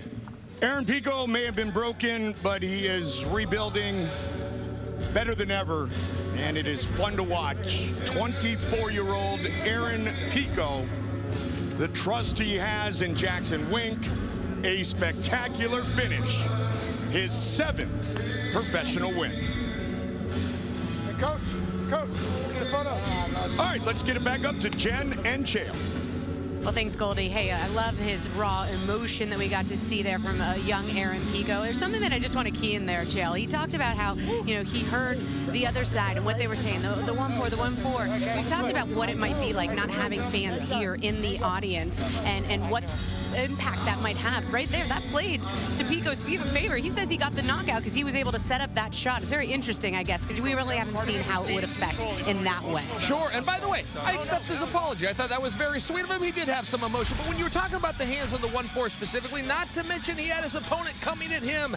Anytime you're going on the attack, it lessens your defense. This was almost the perfect storm. A lot of power in that right hand for Aaron Pico. Well, the guys talked about it, his fight IQ. Pico started his career with us here in Bellator. It's been interesting to see his evolution. He pays a lot of respect to Coach Jackson and what he's done. What was the biggest change you saw in him tonight? He's now mixing and putting things together. And Jen, I actually saw it for the first time in his last contest right here at the Mohegan Sun. But finally, he wasn't just wrestling or boxing. He was wrestling and boxing. And that's what MMA is. It's a flow. You throw the punch as you close the distance and you look for the tackle and vice versa. And I'm starting to see that he's putting things together. He's loosening up a little bit. And to his point that he just needs some time, Jen, it's very true. He was brought over here with huge expectations at a young age, debuted on pay-per-view in Madison Square Garden. I mean, come on. It was pretty hard road. Pressure on that one, but hey, you know what I love? This guy, we talked about his wrestling pedigree, and it's impressive that is now his 6th knockout inside the cage. It's really fantastic. I look forward to seeing him some more inside the Bellator cage. All right, here is a look at our main card coming up at the top of the hour. Now, we started with 16 of the best featherweights in the world, and now we are closing out the quarterfinal round. First, of course, we've got the rematch of Emmanuel Sanchez, who lost a razor-thin decision to Daniel Weichel over 4 years ago, and he says tonight it will be his hand that will be raised. And of course, 2 of Bellator's unbeaten welterweights. They will put their perfect records on the line tonight. We've got Yaroslav Amosov taking on Logan Storley, and then of course our main event. You're not going to want to miss this one. It's the double champ, Patricio Pitbull.